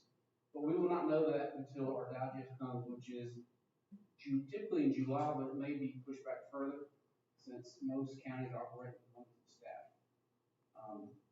Something about the city of Loganville, we didn't shut down city government at all during COVID. Myself, Natalie, and finance, we work here every single day, and the other staff rotated on other days. We never closed down, but other counties didn't do that. So you may see some time lapse as far as appeals. We've been told from both counties to expect at least 30 days from the time you get your tax bill, so that's gonna push us back further. So instead of getting money in November, we may get no money now from taxes November, December, which pushes our spending. We don't spend money unless we have to between July and when taxes come in. Those time frames we're running on reserve. That's why we don't buy nothing until after taxes. Just be a little bit of education there. So department heads hate that. I can speak from experience. I used to hate not being able to buy stuff until after January.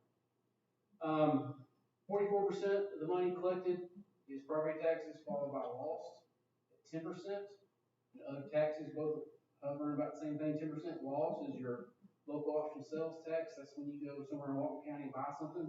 That 1% it comes back based on us on a formula by population. Same population that we use for SPOS, that 10.169% that we get. So that's the number that they use when determining the amount of money we get back. Your license insurance premium is another big one. We saw an increase in that this year, so that was good to hear. But some other revenues have gone down quite a bit. Court revenue has gone down quite a bit. See some other revenues now, some other big ones. Lost, in 1 month, we lost about $60,000 from one month to the next. That's when COVID hit. It shows you how quick the economy reacts. And that's something we look at on a monthly basis. And that's one of the biggest reasons we told departments not to spend money because we just didn't know how this was going to happen. So we've already collected all of our money typically for the year by February.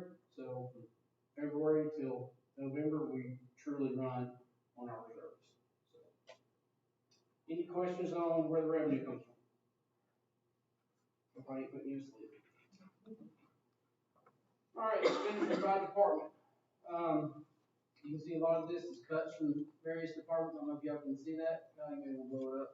I would like to go over it legislative. That's the mayor and council's budget. Cut $8,600. Executive, that's mine and HR department. Cut $57,000. Elections, of course, we did not have one, so that was reduced to $0. Financial administration, that's the ladies that work up front. Natalie's department, that was cut $79,000. IT, $82,000 increase. That's where we put the new software server if the council approves it in his budget. So technically he reduced it by 20, but we added 100,000 to it. General government buildings increase of 185,000. So you'll see some of these departments reduced, but we typically we move money to to government buildings. The fire department had $10,000 in their building repair and maintenance for new air conditioner, but it needs to be put in most appropriate account, which is facility government buildings. So that's why you see some departments reduce, but other departments increase. It's just moving money for all team reasons. Judicial went up 10,000, that's your courts. Police increased 27,000. Fire department increased 17,000.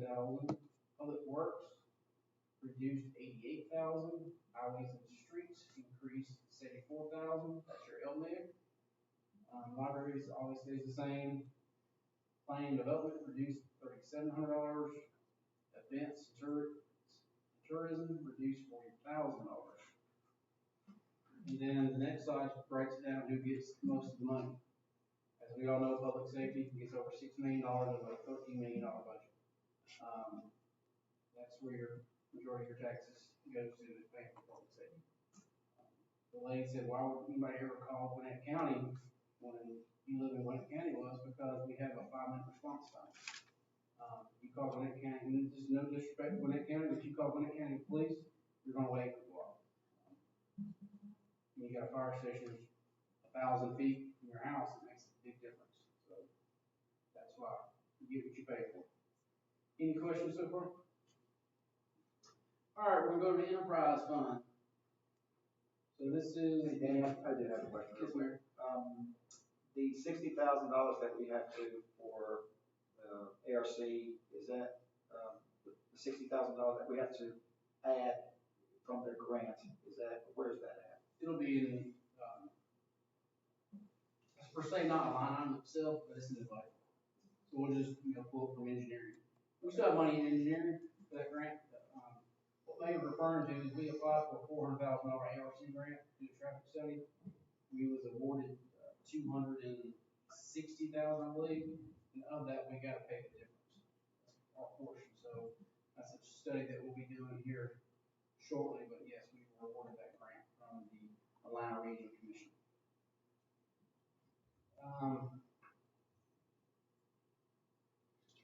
All right, so business account, this is already the business of government. So no tax money crosses into the business fund. The business fund money does come to the tax side. So I love accounts like these because it helps reduce taxpayers. Chris back there hates it, but as a city manager, I love it because I get to pull money to use for certain things versus raising taxes. You can see that his fiscal year that he's asking for is $9,339,178.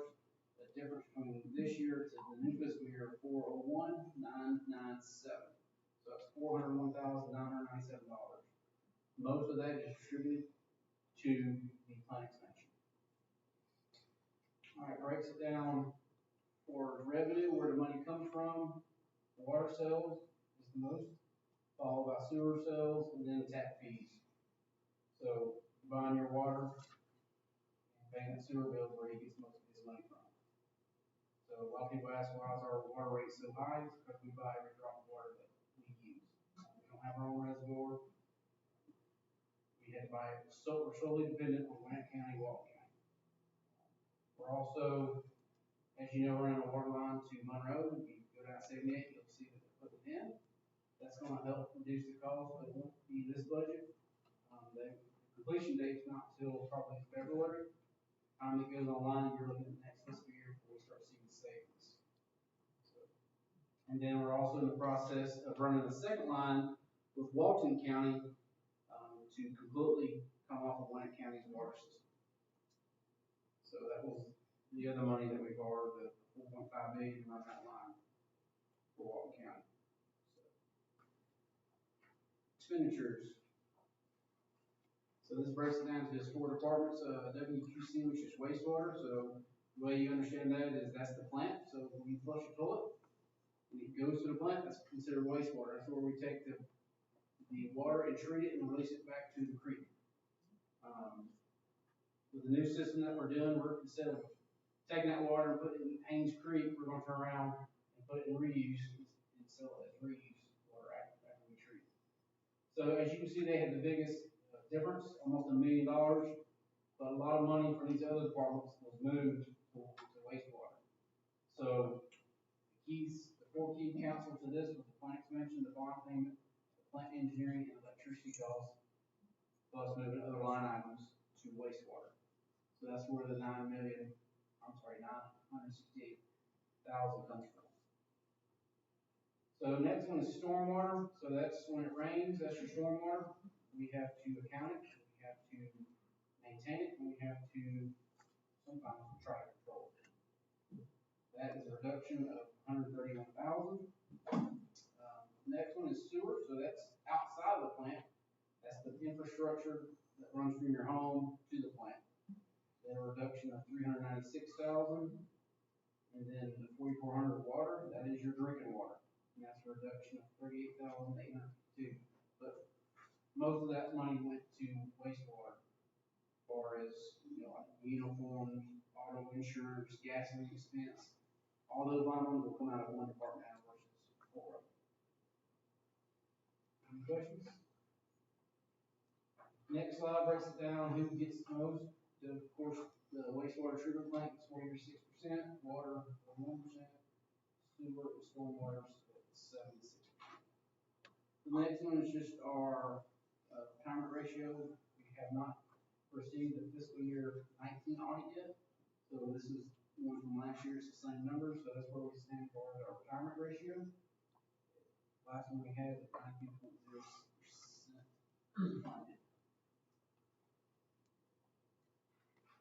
All right, we're getting special revenues now. So special revenues is, go back one down, is your solid waste, which is your trash service that we pay advance.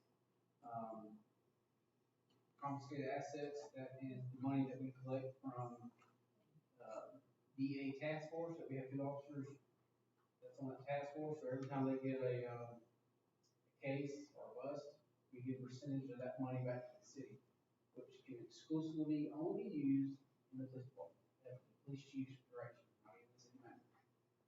So that's where we buy most of our cars, weapons, computers, ballistic vests,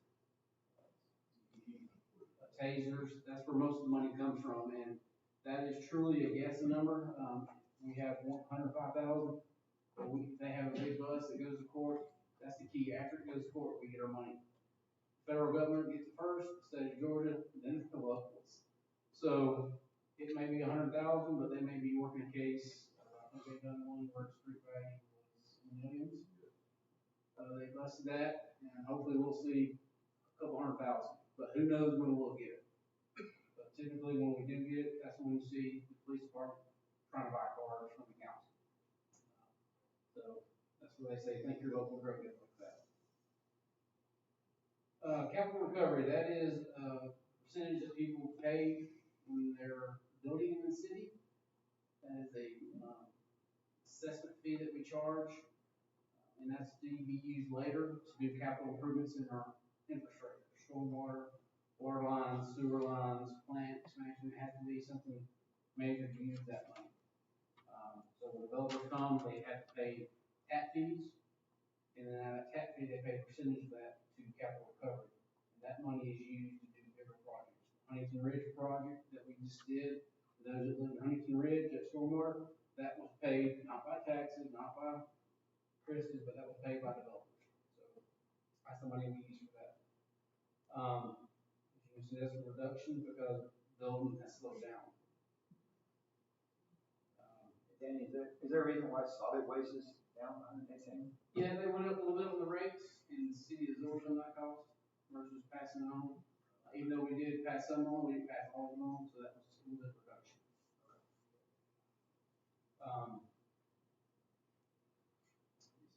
Hotel, that's the tax we get from people that stay in the local hotel. Ever since they upgraded that hotel, we started getting more money. And that's typically what pays for our magazines and our advertising. It's very specific on where it can be used. Every one of these line items can only be used in certain ways. This is not no way associated with your tax money. The next one is the Gwinnett County SPLOST 2017. It's a 6-year SPLOST. We have to show that every single year that we have it, even though we haven't collected $3 million, we have to show it. The difference of $800 is interest from last year to this year. The next one is the Walton County SPLOST 2019. That's another 6-year, and you can see we were collecting a lot of money in interest until COVID happened. One of our line items, y'all, we went from $16,000 a month in interest to $2,000 a month in interest. Dropped that quick. So, it's just the way the economy worked with COVID. So that's why you see a difference of $10,000. Walton County SPLOST is, Gwinnett will be first. On the next slide, shows you where we're spending it. Recreation, destination park, transportation, and infrastructure. We're trying to work a deal on infrastructure and a new water and sewer to the park. Once we get to the park, we're going to do some restrooms in the park, some upgrades in the park as well. And then transportation was sidewalks, all the way to destination park, and then the fire department is getting a signal at Loganville. Danny, I have a question. Yes. So are those expenses covered by the previous SPLOST cycle? They're covered by the 2017. Okay, and that number's in here, In where? in the budget, what we've collected? Yes, it's, we had to, like I said, we budget the full amount, even though we only collect, I don't know, remember what we collect on Gwinnett, it's a little bit different. Like in Walton County, we typically collect $100,000 every month. Now, what is Gwinnett? $35,000 a month. So that's, based on spending. So the more you spend, the more we collect. And that goes into account and it's broke down by those percentages. So we get $35,000 for Gwinnett, and then now they have to earmark it based on what you all approved and what the voters approved in the referendum. That is a 6-year SPLOST, but it may go 7 years when we spend it. We typically, I don't spend this until we collect it 2 to 3 years, and then we turn around and spend it. Okay. Those are projects that, it's already been marked. The next one is Gwinnett County, Walton County. Of course, most of, Loganville, 2/3 is in Walton, so we get a little bit more money from Walton. And it's based on population. Gwinnett County, we have 2,700 residents versus 10,000. It goes by the last census, so it's 10,500. That's how SPLOST is negotiated. And that is broke down, 40.6% goes to public safety, 55.5% goes to transportation, and 3.9% goes to recreation. If y'all remember, we have, transportation was the biggest, more than $3 million dedicated to transportation costs. That's what paid for CS Floyd in 81. I know people say they don't see no changes, but we're still waiting on GDOT to upgrade the signal. They still have to put the turning arrows, but we're still waiting on them to do that. You'll see later on tonight's agenda, there's a lot of stuff that we wanna do, restrike Highway 20 Main Street, that's gonna be covered by SPOS. So that's kind of where that money goes. It's already earmarked. But the council can choose where they want to on their transportation. We could say we're gonna use it for here, but then they say, well, you know, this needs greater, so they can change it. This was voted on, it was a generalization of transportation, so I know some people, talk about this right quick, maybe help clear up the rumors. There was a thing about $1.2 million Main Street streetscapes. So back in 2018, when I was meeting with the county about SPOS, we came to y'all and said, these are the projects that we could do. And because I had to show a total of what we're gonna spend. Y'all voted on that, yeah, we're gonna do it. But that doesn't mean that we have to, because when we go for the voters on the referendum, we say transportation. But if we say we're gonna do Highway 81 roundabout, so, for example, and that's on the referendum, and the voters vote on it. Well, guess what? We had the money, we put the money, now we're gonna do the work, and GDOT says, no, we're not gonna do a roundabout. That money cannot be used nowhere but that one project. So then it goes back. So when we do the SPOS, we're say we do department, hey, we're going to do public safety, we're going to do transportation. That way, it's greater. We get, you know, more projects, because in 6 years now, we may think that Main Street is a good idea. But guess what? Now it's not. So now we may use it for paving a road. So just to give y'all a little clarification on that. That's where that 1.2 million came from, was in 2018 when we identified it as a project that we could do for streets. But of course, that all had to be approved by GDOT. Any questions? Put some of y'all asleep. All right, that's it. So, of course, I'd like to thank you all for this, and thank my department heads, Natalie. This is truly a in-depth project for really two people to do a $40 million business. That's what we are here. We only have two people that really kind of oversee that. It is a chore to do a budget for the next 19 months. So, thank y'all. If you have any questions, please ask me now. I have a question. Yes. Oh, you go over here and talk so they can hear you. Barbara, Mark, what do you have about that?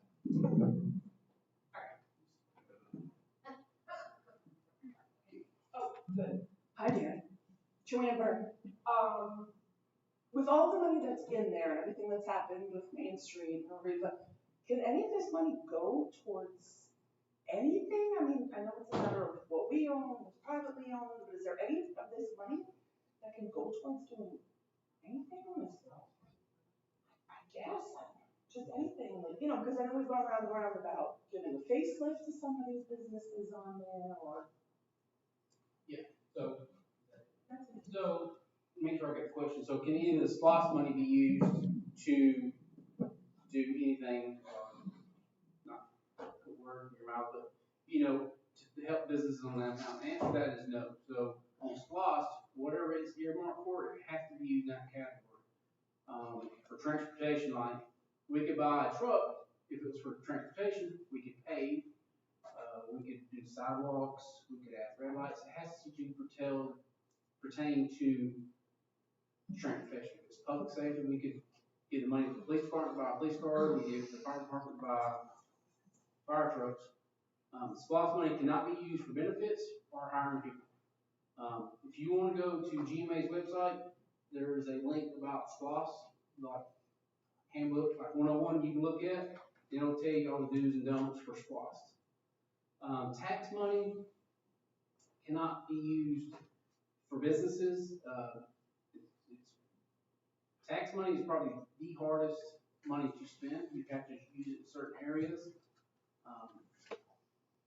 The way we tried that was through our development authority, and I'm just going off memory, Joanne, because I wasn't city manager then, but I want to say it was, we offered a $10,000 grant. Is that right?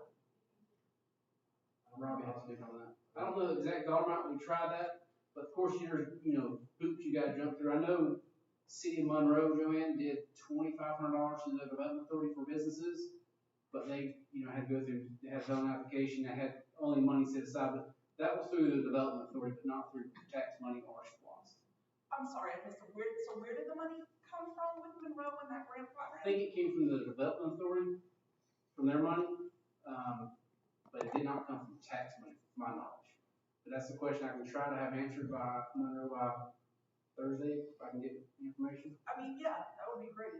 Yeah, but we don't use tax money to help businesses. That would be illegal for us to use tax money for that.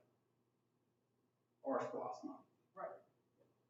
And then, well, now we just ask a question. I don't know any city funds that could be used for that. It would have to go through some type of federal grant, like CARES Act.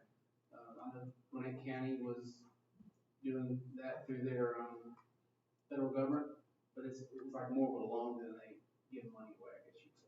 And I'm sure this is a question that can't be answered, but is that anything that we might ever look at, is trying to do some kind of grant for Main Street? We did. Let's say again in the future. I know it was looked at. Of course we question can. was coming.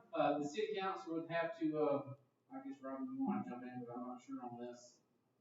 Well, I think what you're remembering is the city did set up a Main Street kind of beautification grant that it ran through I think it was the DDA at the time. And the businesses in Main Street could fill out a form and say, we'd like some help improving the frontage, and then they would get those funds. That's the only thing I've seen the city do, but I will echo what Danny says, it's very difficult for the city council to do it. It is much easier for an authority such as the DDA or the LDA to be able to run programs like that. It would have to run similar to a grant. So at that time, they applied to the LDA for those? Yes, but I don't quote me that it was the LDA. It was the Downtown Development Authority, I believe, the DDA, Yes. which is inactivated as now. But the LDA, I'm almost positive could do the same thing if it had the funds to do so. That's another issue. Anybody else? Can we pause for 2 seconds so we can change our battery? Sure. Mayor, can we pause for 2 seconds while they change the camera battery? Yes, sir. Yes, sir.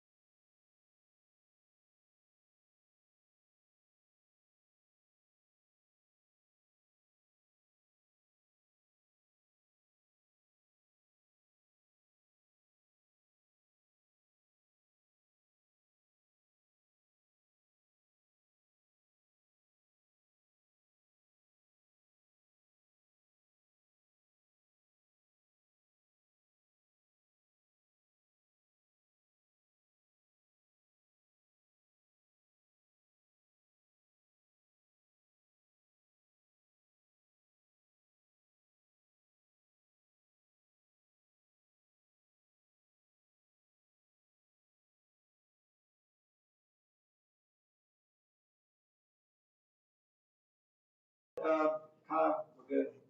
Okay, I have a good thought, you know, oh, I know what it was. So Lisa had some people ask her today about why there's not 3 public hearings in the morning. We only do that when we anticipate a tax increase or the council doesn't adopt the rollback rate. But that will come, we're thinking probably September, October when we set the millage rate. That doesn't happen until we get the digest, and then we come here and set the millage rate with y'all. But like I said, this budget does not have a tax increase, so therefore we will not have those public hearings unless for some reason y'all tell me to raise taxes. Mine, but I'm gonna say that's a hard no. 2. But that'll be the work session and the council meeting, not 1 and 1. In case some of y'all were wondering why we didn't have that. So, with that, Mayor, I don't take any more questions from you, from the council, or the audience. I don't think we have any more. Thank you, Mayor. Danny, thank you to you and your team, Natalie, all y'all. I know this is a tough time of year to deal with it and everybody else, so thank you all for your hard work. Mr. Mayor, that's all I have. Thank you. Thank you so much, Chairman Ann Hudsinger. Coming down to Public Safety Committee, Chairman Jay Bowler. Thank you, Mayor.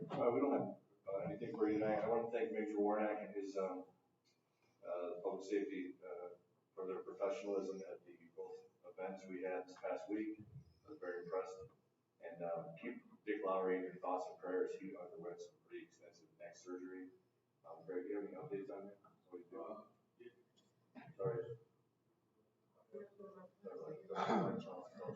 Although I talk very loud. I spoke with Chief Flower last night. He was in quite a bit of pain.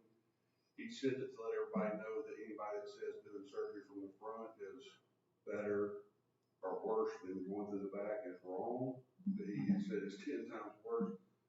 They had him off of morphine yesterday about 9 o'clock, and they were anticipating him being able to come home today. I have not heard from him or his wife today.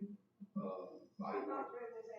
You did? Was he home? I did, and he said that, he's still in a lot of pain. Is he home? No, they said that, he said that possibly he might get to come home, but the doctor may not be in yet to say whether or not, but he said he's in an awful lot of pain. Right. But just remember, don't let Mr. Harold drive. Yeah. He's going to drive. He did say yesterday that the doctors wanted to make sure his pain was under control, that he wouldn't have to rely on morphine because they did not want him to come home and then have to go through the process of going to an ER. So I anticipate it is a long road. I don't know.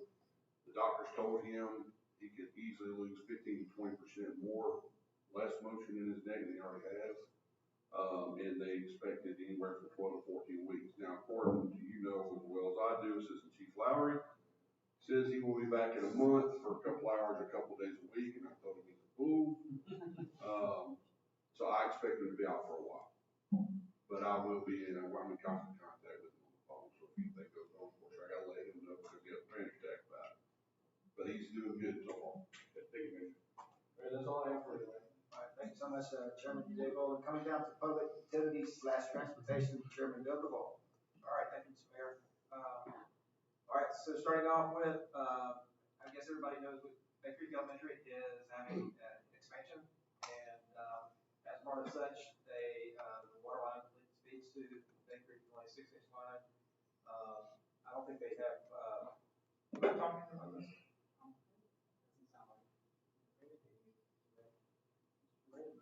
I read on. We can hear him back here. So, but they didn't have even sprinkler systems, what I understand, right? That's the first one. Right. So they're moving that project forward, and they realized that they need a bigger water line coming to the school. So what this first proposal is to run an 8-inch line, over Moon Road to the school. We're gonna have to have an easement to get the line to it, and it ends up, it benefits the city too, once we have that line there, it's less maintenance for us as well. Think you, Chris, can I add to that, or? Yes, so along with the water line, there is an IGA that gives authority for the mayor to sign. That's just granting us what work we done on this water line. I don't have my agenda, but I'm going off memory, it's $12,000, I believe. Not to exceed $12,000. So what this is, when the school submitted their plans to the city, we noticed real quick that they didn't meet fire flow. This was a line that we always thought was 6 inch. It was in the books as 6 inch from back in the, Ms. Janice can probably tell you when that school was built, but I went there as a first grader, so it's been a while ago. But come to find out that line is actually a 6 inch, so it reduces fire flow, but back then we didn't have codes like we have now. So we required them to run an additional line. They ran into some, funding sources, and we met with the assistant superintendent, myself, Chris, and their team, and our team met with them and came up with an agreement that we would run a line from Lindbergh Road to their vault, to their meter, and then they would run it from there to the other 6 inch line, which would give us more pressure on that 6 inch line for other businesses that's on that from the 20 side. So it's kind of a win-win for both parties. They get to save a little bit of money because we're doing the work ourselves. It gives us more pressure on one of our 6 inch lines, and of course comes down to one thing, and that's safety of the kids. This school will now actually have a full-fledged sprinkler system. It will have 2 water sources, where forever that school has one line. It comes to that line breaks, there's no water for fire protection, no water for the school. Essentially, the school shuts down. Never happened. Doesn't mean anything happens tonight, though. So that was one of the conditions that we also put to run the dual lines. It gives them, redundancy in case one breaks, the other one kicks back on. So I thought it was a very good plan that Chris Yancey came up with, and it's costing him $12,000 to run it, but also helps us down the road. But honestly, if it costs more than that, we would have done it because it's for the school. For Did kids. you put a contingency for any cost overruns in that? No, that was the actual bid that we got already from the, from material. We know exactly what it's gonna cost. But if you like, we can add a 10% contingency if you like. Yeah, that's right. It was, I'm sorry, Lisa, it was already scheduled at 11,300, and I think I rounded it to 12,000.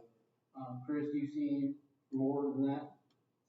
If it does, it'll be within my limit, to buy, if we had to buy another fire hydrant, just squeeze out of ours, but, it's a win-win, but also there's an IGA that Robin, when she approves, the school board will be voting on tomorrow night as well, and they're gonna give us a 30-foot easement. 10 of that will be temporary, and then the other 20 feet will be, forever, and that will come our water line.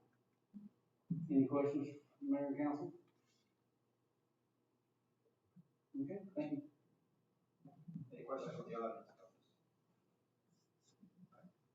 So, put that on consent. Consent? Consent, move consent. Thank you. All right, second item is, so we've already discussed it, where we're having restriping at State Route 20, improvements. We prepared a plan for it. This is just right there, just south of the intersection. It was approved by, got permit approved by GDOT, so that's all good to go. And now what we have is Walton County's got, they've got their bid price. We tapped in as to a Walton County contract, so that we get their contract prices.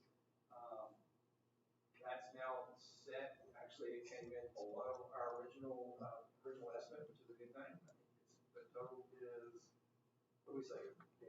12,200 for the paving, but we said not to exceed 13,000. Right, there we go. So, this is just to approve it. Anything else, Dan? No, I'd like to add, just for the audience so they'll know, but this was something that the mayor and I negotiated during the SDS with Walton County, is to do bidding for the whole entire county that cities could partake in, because it reduces the fee greatly. This was originally engineered at $40,000, and by doing the bid with Walton County, it reduced to $12,000. This will be funded from the SPOS money. We had a lot of complaints about there's no striping on that road intersection. This is a state road, but we're willing to do the work because it's something that's needed. this was something that Councilman Duvall actually got approved from the state, because they denied us when we first did it, was do not block Tommy Lee Field. There's a box that on the road that says do not block. They denied us. One call to Mr. Duvall, did it from me. Next thing I know, the engineer from state says apparently it's approved now. So give him kudos for that. So can't wait to do it. Yeah, question. Any questions? Any questions from the audience about that? Oh, go ahead, ma'am. Yes, please, so that we can hear you.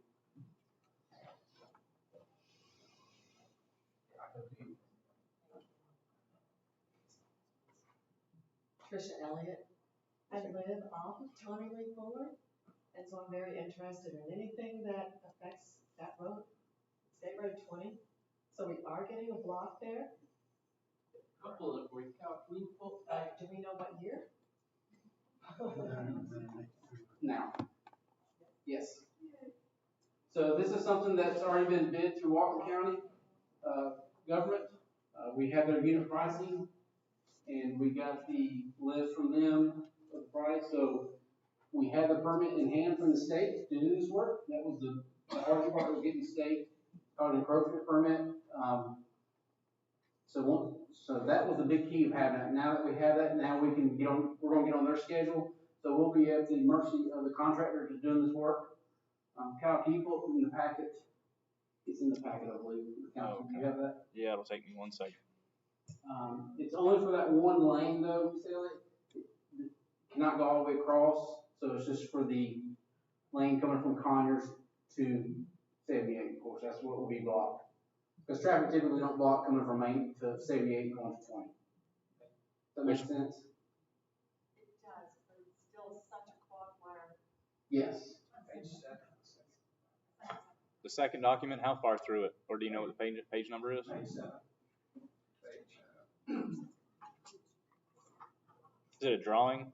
Yes.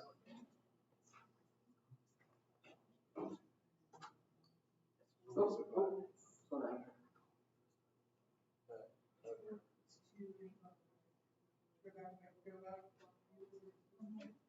Yeah, go up, Kyle. Yeah.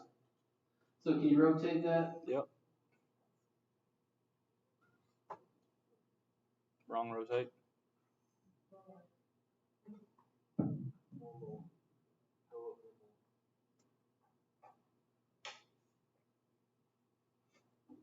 So as you can see, 20 runs left to right, and then Tommy Lee Fuller's there. So that little X you see, that box, that's where the do not block intersection will be, or the striping will be for that road. We tried to go all the way across, but they denied us for legal reasons. You can't put that for turning, because they couldn't turn. So that's why they gave us one. But Can't build notice a traffic light. that would be a hard no from the state of Georgia. There is a distance requirement that you can 1,000 feet. Is that correct, Bill? It's not a bridge. What's that? It's not a bridge. Yes. Oh, it's not a bridge. But Joanne, to answer your question, you can't have a lot within 1,000 feet. But that's takes a lot of work just to get that. But yes. Do we know the impact like that, the benefits of that yet, based on other intersections? Do we yet know the benefit of that? They do not block. Yes. The only one that I can compare, please, you're gonna get a microphone. Right where he comes up, the only one I can compare it to is at the Loganville Fire Station. That was, it was a nightmare when I was a fire chief, get cars out because they blocked it. Ever since we put that, I don't think we had not one single issue since. So for what's that worth, that's the only thing I can compare it to. Was your question answered? So this has been in the works, I don't know, I'm gonna say 9 months just to get this far.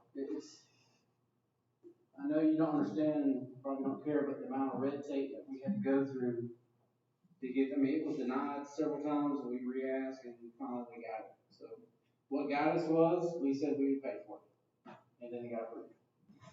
But, you know, state of Georgia's got 600 something municipalities they have to work for, so we're not the only ones. All right, that's all I have, unless y'all have any more questions. Thanks, Kyle. So is that? I would ask for consent for that. Consent. All right, good deal. Thank you. While we're right there, I'll skip down to Broad Street. So Broad Street's right, the one intersection down from there off 78. We're gonna be building the fiber out, concrete right in, right out. As part of the changing the signal there to 70, 7820. And one of the GDOT District 1 asked that we fix that. We've got a bid for it. Actually, the bid came in on that. It's lower than expected. Yes, originally it came in 18,000, but we asked GDOT for some modifications to the way it had to be designed. They granted us, and it went from 18,000 to whatever it is, a little over 8,000. But this was a requirement in order to get a turning arrow coming from Snellville, turning onto Main Street. That was one of the requirements, that Broad Street would have to be a right in, right out on.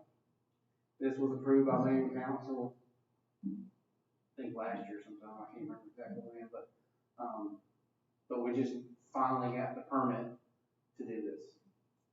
We did not want to do the eyebrow until we knew the lights were being changed. As you see today with the traffic, they were setting poles for those lights at that intersection. So we were told today that it's gonna be there, what, a week, Cletus? This week, all week, for Tommy Lee Fuller, not Tommy Lee. They're not setting the poles yet. All they're doing right now is raising the electrical poles, and putting new transformers on, and anticipate those lights. We'll do the same thing. Tom Brewer. Yes. So bear with us with traffic as they raise the power poles in anticipation of new lights. If you look at count at 78 Quick Trip, you already see the new lights there, turning lights. We were denied the one coming from Snellville, turning left on the 20, but we got one coming from Monroe, turning in a Quick Trip. So, may not fault for that one, but we got overruled. Any questions on the Broad Street, Mayor and Council? No consent. I'll ask for consent. All right. And that is, I believe, SPOS 2? No. We need to back up, the fire station entrance. Cletus is gonna do some paving, right there in front of the fire station off, Tom Brewer. It's just improvement, is that right? Yes, so this was, the entrance to the fire station for 605 Tom Brewer Road, where the police department is. There's a diesel lane. As you can see, that street where the trees are is completely gone from the fire trucks. That's where the heaviest fire truck that we have is stationed at. We've asked for this in 2011, I believe, and we didn't have the funds, so they asked for it again. I asked Highways and Streets to give me a quote. Came in at over $20,000 to repave that in the diesel lane, and we've asked for that to be SPOS, Walton County SPOS funded as well. Any questions? Especially for a $1.3 million project. The originator isn't come out more because it's actually going back to the thicker base, the thicker type is 3 instead of recommended 3 because of the heavy fire.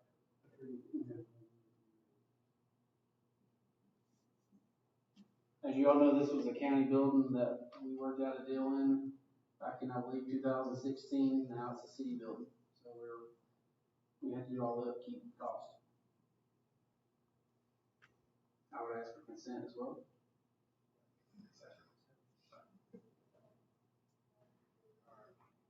Good deal. Moving along. So now, council, we have the CDBG. What we're looking for is, this is going to be additional improvements along the Cotton Street.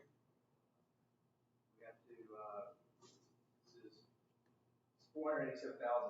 It's money that we get through Gwinnett County for the community, development block grant, but only Gwinnett County.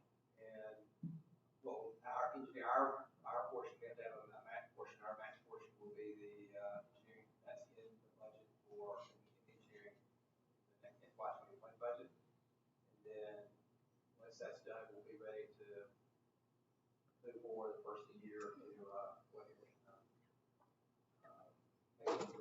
There's an IGA, right? There is an IGA, there's 3 copies to give the mayor authority to sign. This is a federal grant administered through Gwinnett County. We did one side of Pecan, this is the opposite side to finish the project, and I believe to repave the road, is that correct, Pecan?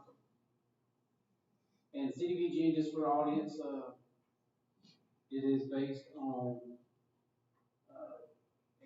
income of the area, so only certain areas qualify for CDBG. And it is a federal.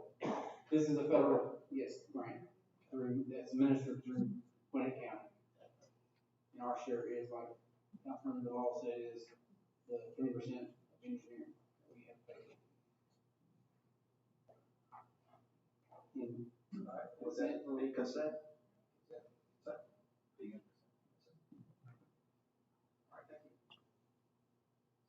All right, and then the last one is an IGA to participate in a Walton County T-Splosh. So if there's already, the county municipality already, or county already is engaged in type of splosh or loss or whatever, then the next step would be to initiate a T-Splosh to raise funds specifically for transportation needs, which we are, so let Walton County. Walton County advertised this, there was a meeting back in March with the stakeholders, which includes, and I didn't include this, it's, well, it's Walton County, but it's cities of Monroe, Lakeville, Social Circle, Walnut Grove, Good Hope, Jersey, in between. By having an intergovernmental agreement, we can actually, if it passes, it will go on to referendum. It will go in the November 3rd presidential ballot. So if it's voted in by Walton County, then what it does is it lowers 1% to be used for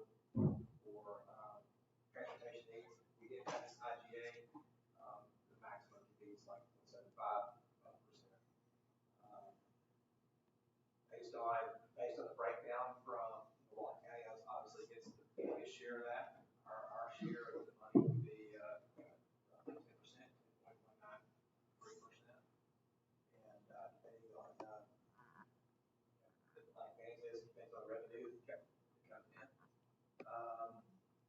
And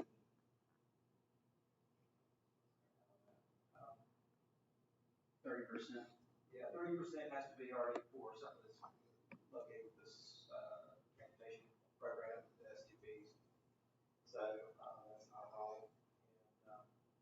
And it's an additional funding source to use for meet our transportation needs. There is some items that. Yes, Mayor, in your packet, again, this was done well before, this was done last year when we were meeting with the county. You'll see the Main Street streetscapes are still in there, but a little bit reduced money.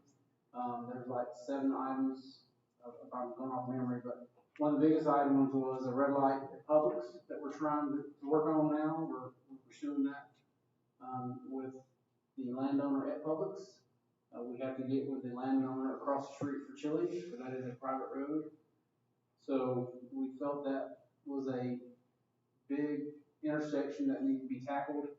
But there again, once we have our study, it'll show us exactly where traffic's coming, where traffic's going, where money needs to be spent.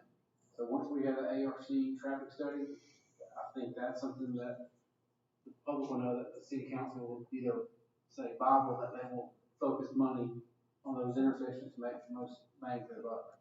But we feel that that intersection is a very favorable intersection to work on if we can get the stakeholders involved. The good thing is, the group that represents Publix is in agreement for this.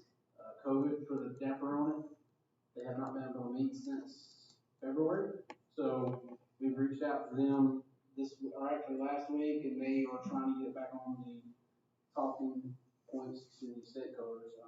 One of the biggest things with that intersection is all the restaurants would have to be right in, right out. That's a requirement that the state would make.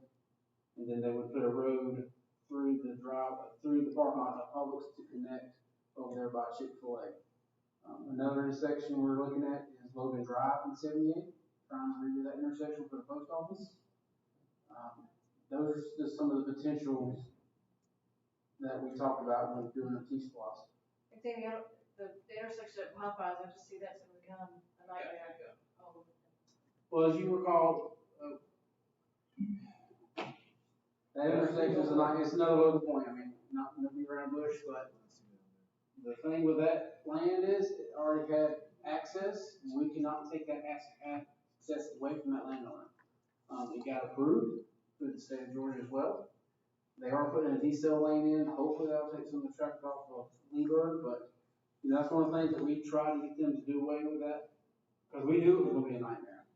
But, much as people don't understand, there's only so much legality, stuff that we can do legally to enforce that.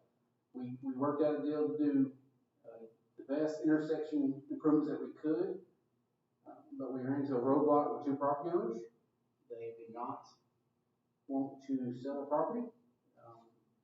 We were only, please don't get upset, the only recourse was to eminent domain. And you all decided that that was not worth the risk. So now we sit with it until one of the property owners decided to sell us some land to make that intersection wider and do some improvements. But that was a very extensive cost to do that. A little over $500,000. Well, maybe we could send Chick-fil-A over there and have them teach them how to route the drive-through. Good option. Okay, well, can we finish this one T-Splosh, and then I know you want to talk about it. I know what I want.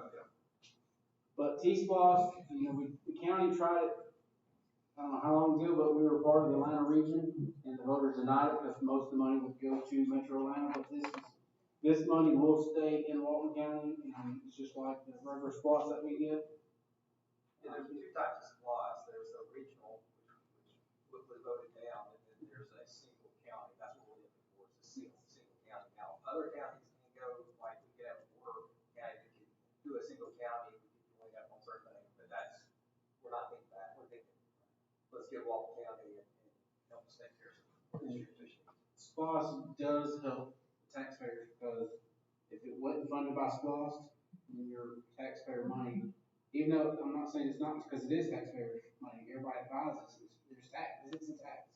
But property taxes is different from SPOS, because I may not live in the city of Loganville, but if I buy something in Loganville, that I'm paying for that project. So, the voters will vote on it in November, but, if we don't approve it now, if it does get approved, and we don't approve it, then we'll miss out, but. Can I add this real quick? And I'm not sure, Chairman, if you said this, but also the commissioners, the majority of the Walton County commissioners are in support of this. I'm not sure if you said that or not, along with some of the cities.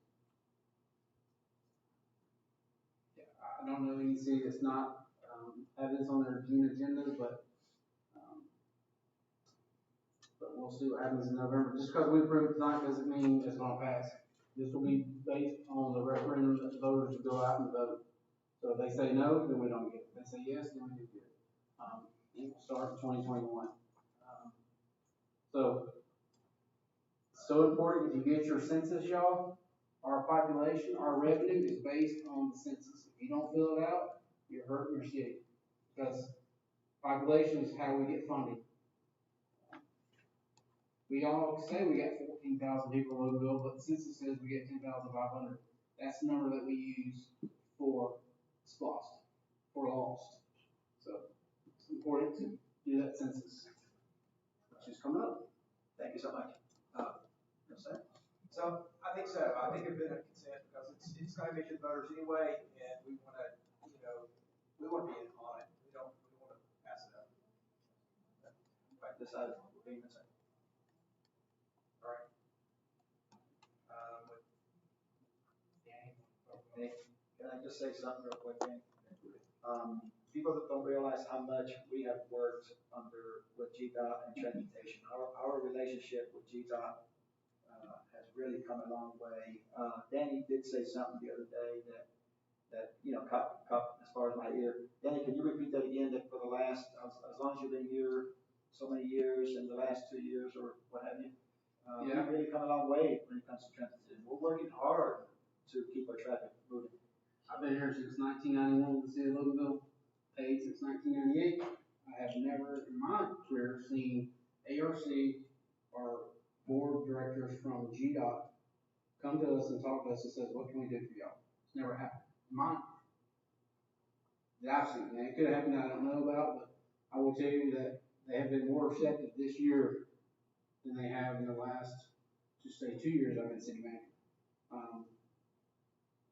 We got their ear, and we're going to try to get everything we can, all we have money to pay. Thank you, sir. Thank you. Okay, I'm gonna complain.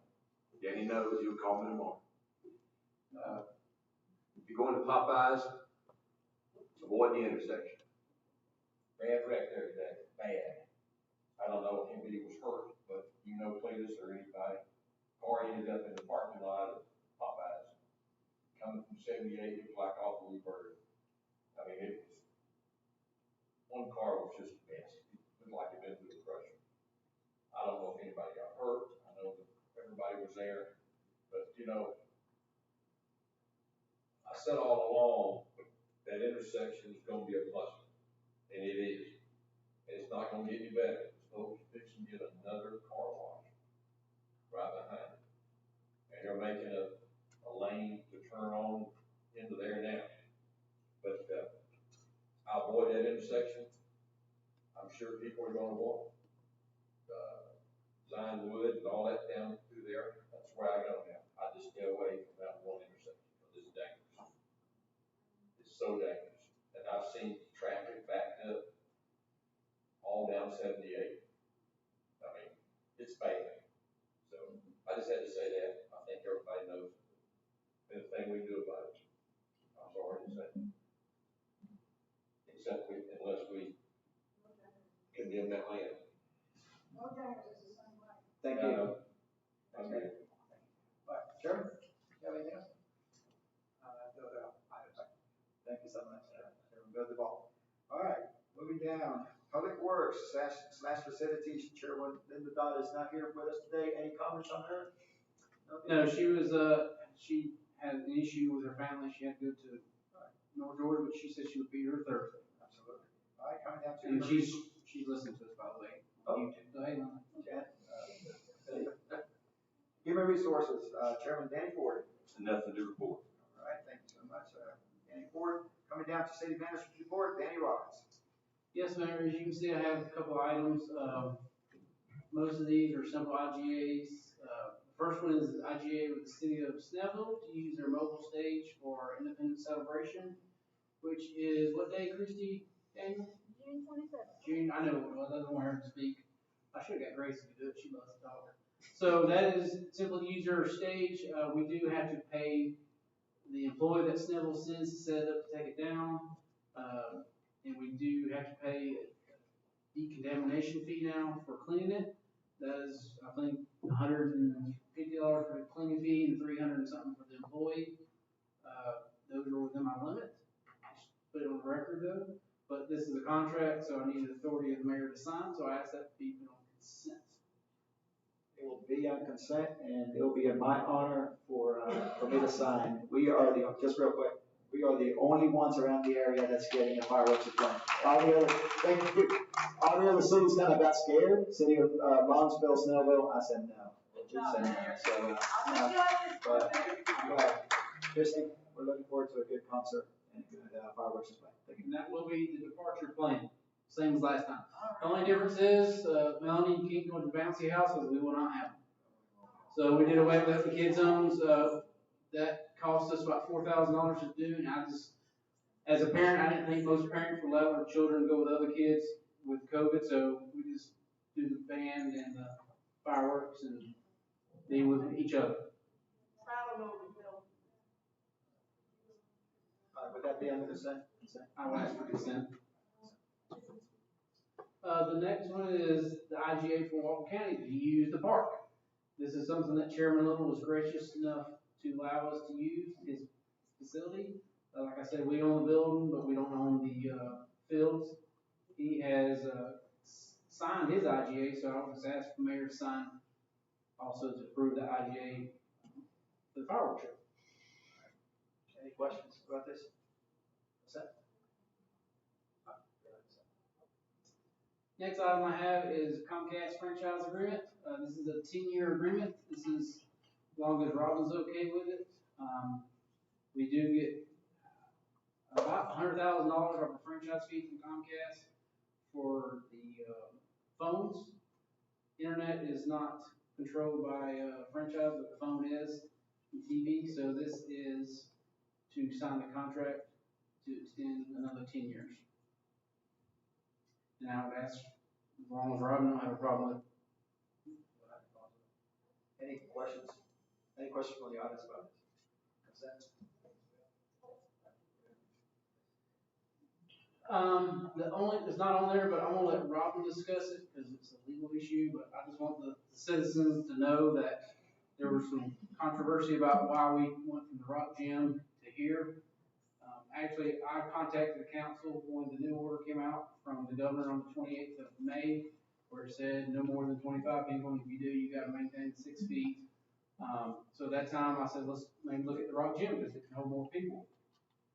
And then I realized that we already had cases to be heard, which is covered by what's called the ZLP law, ZPL, the zoning law, which is, the state of Georgia says, once you advertise the time, the place, the date, you gotta have it there. If we was to change from it, and let's say the council was, say, denied for some reason, they would have legs to sue us, because we didn't have it where we advertised it at the public hearing. So, keep from getting another lawsuit, Robin says you will have it back at the designated place that we advertise. So I had to email the council, says, look, we gotta hold it there because we do have cases that we tabled from last month. So that's the reason we moved it back. It was not to silence the citizens at all. As you can see, we only had a few show up tonight. I think we have 17 on YouTube. I think, Melanie, I hate not to give you credit for this, but this actually started with Lisa about advertising our meetings on YouTube, but then you sent the email to us and them, and we were talking about it with the attorney about a month ago, because they're doing Zoom for the courts, because the courts are under different guidelines than we are, and they have to publicly show their court cases, so they're using YouTube, and Kyle makes it one platform for both entities to use it, not only the municipal court, but also the city council. So this will be new for us, every public meeting that we have. We haven't discussed P and Z yet, but for city council meetings and work sessions, it will be on there. For tax, if we have tax hearings, it will be YouTube. We decided not to do the comments because we cannot regulate comments. I received an email this weekend about I need to turn the comments off our Facebook page. I cannot legally do that. If you recall, the sheriff's office of Walton County tried it, and they got sued and they lost in court because you cannot regulate somebody's freedom of speech. So either we don't allow anyone, or we can't regulate it. So that is the reason why we turn the comments off. We want people here. We had an overflow room set up right next door here, in case we had a lot of people. If it overfilled that, then we was gonna go to Rock Gym, and we had televisions in those buildings that they could see what we're doing tonight, as well as on YouTube, and then they could walk down here and ask their comments if they had them. So that was our plan, but we had enough seats for everybody, so no, yes, go ahead. Jay, going forward, for people that are still gonna be afraid to come out because of COVID, are they allowed to ask somebody that's sitting here and we can ask a question for them? They can email us, because we started putting the agenda on the website because the good thing is with y'all got more involved.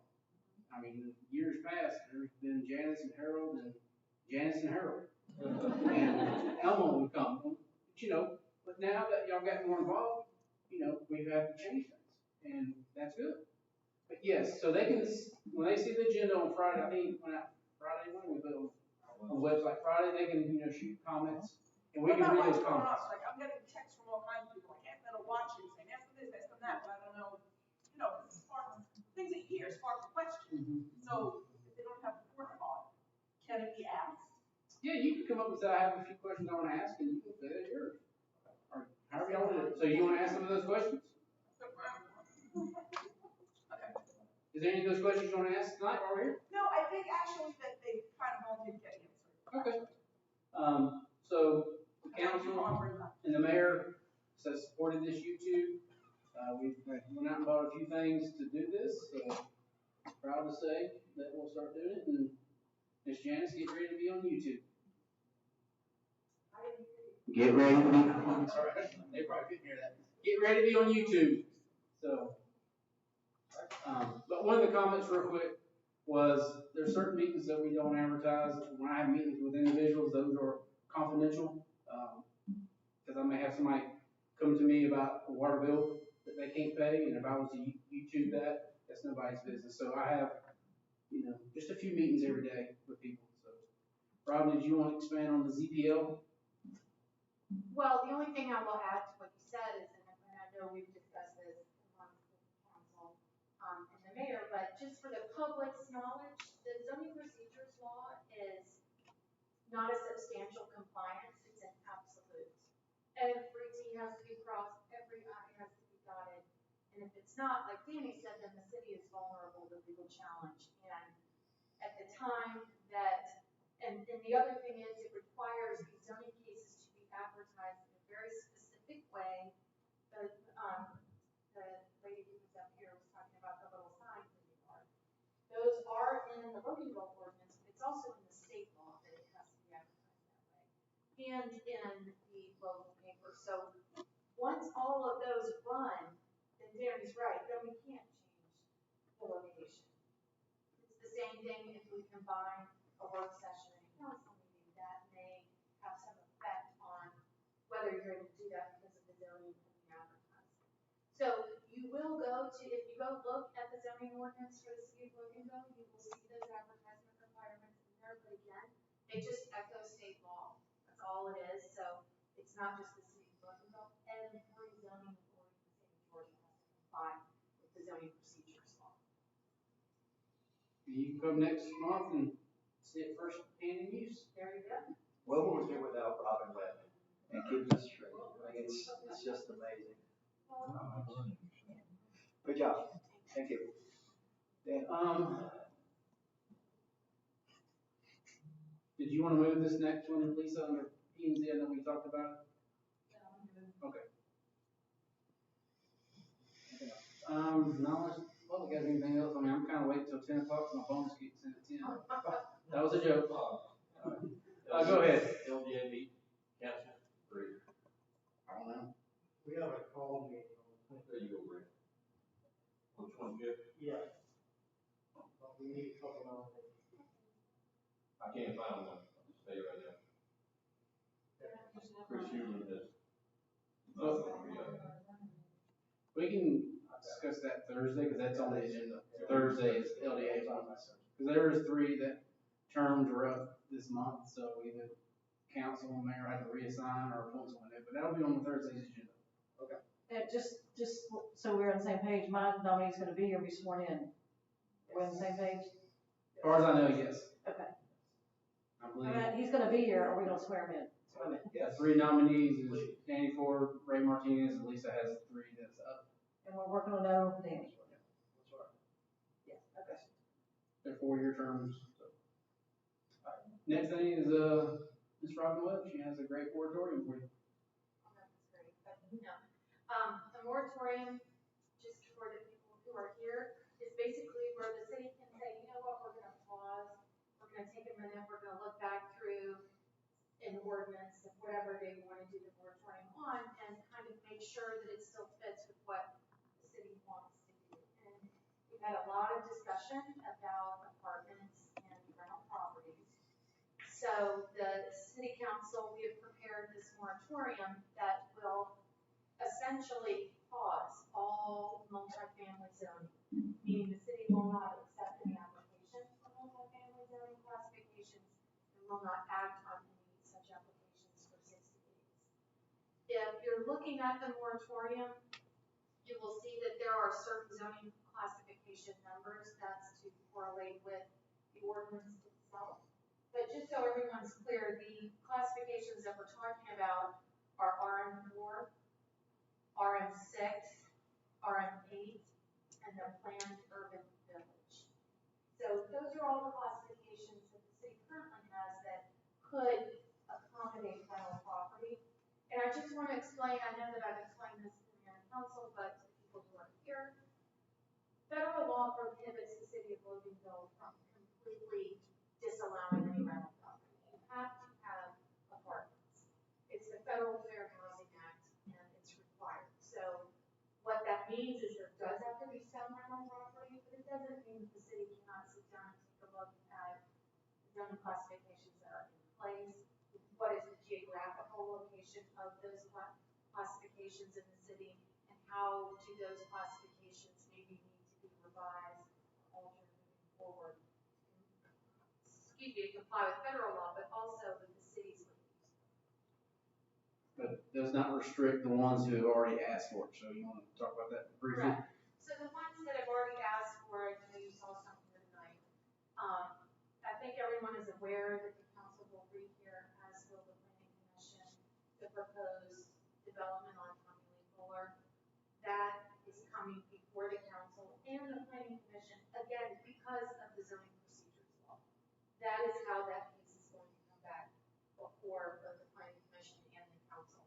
That case was, they had already applied for the rezoning, and so Danny's right, this moratorium will not affect that application.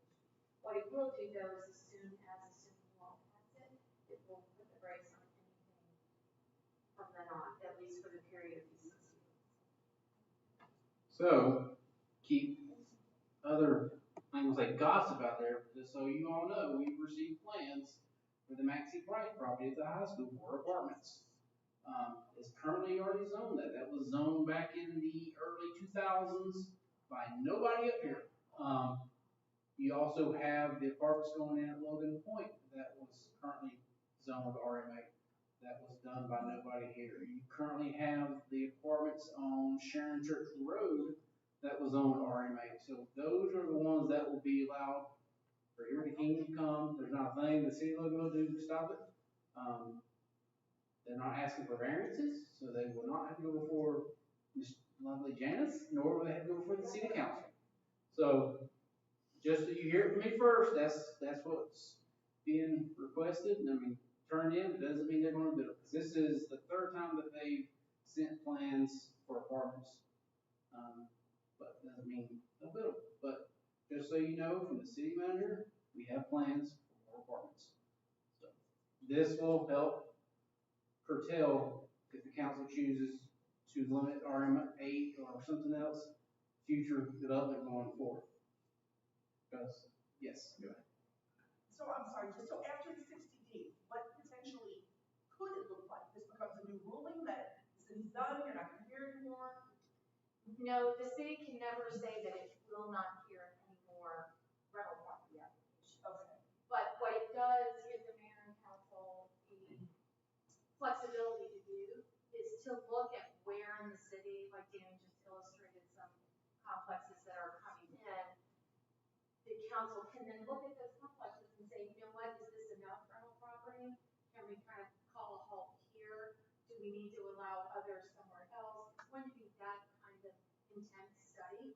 So be very clear, after the 60 days, it's not that there won't be any rental property classification, it will have to be. Right. But it may be that that classification is tweaked, either as far as geography or density, that sort of thing. Yes. So is it, so they're saying we cannot just totally do away with RM zoning, period? So can we look at it and choose to do away with RM8 and keep 6 and 4? Yes. That is the kind of thing that you will have the flexibility to do. Is that done at the planning zoning committee level? I think what will happen first, the way we normally look at this is Tim and I are gonna have to sit down. He's gonna have to map out what rental property is available census numbers, and what other rental property is out there available for certain sectors of business. Can we get all that done in 60 days? Yes. Okay. Now, I say yes with confidence, like we're not gonna have another pandemic or something. I feel like this 2020 is a very unpredictable time. It may take us less time. We can also, you've got the option to extend the one. Okay, those are the next questions. We've done that plenty of times. So then Thursday night we'll vote on the moratorium. Does that go under your report or planning and zoning? It can go either way, you can even put it on consent if you want. But that's up to you. I want to say consent. I would ask the question. Why not? Consent? Yes, consent. Consent bill? Yeah, so if you approve it on the consent agenda, it will be effective immediately. Okay, thank you. Thank you. To answer your question, Joanne, also, just remember, what one council can do, another council can undo.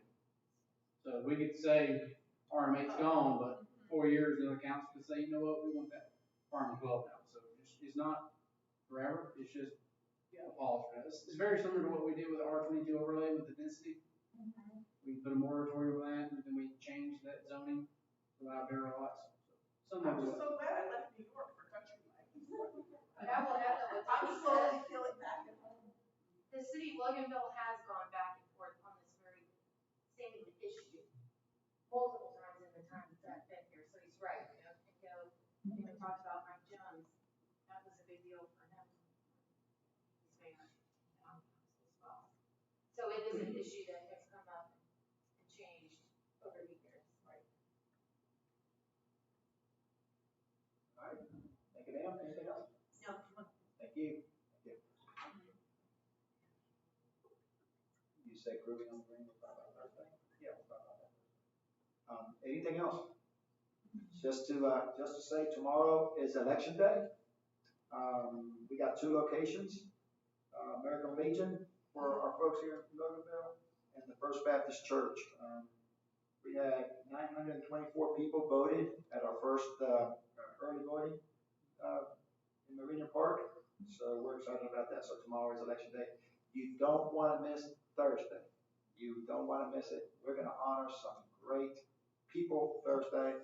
So I hope everybody comes back on Thursday evening. Other than that, Hey, can I say just one more thing? yes, ma'am. This is all this about zoning and all this. Let's end this vote tonight with a real happy thing. Let's everybody join with me and say, happy birthday to you. Say. Who is it? Robbie. Robbie. All right, let's go. Happy birthday to Robbie. Happy birthday to you. That's right. That's right. Woo! His office. Did you clean up your office, Robbie? His office was a mess the other day. You cleaned it up? Okay. And Natalie's was last week. Wow. We gotta do it again, right? Natalie, It was. Happy birthday to you. Happy birthday to you, Natalie. Happy birthday to you, Natalie. Happy birthday to you. We love our staff, I'm telling you, they work behind the scenes so hard. I ask for a motion to adjourn. We have a second, so all in favor, signify by saying aye. Both sides sign, this is adjourned, see you Thursday.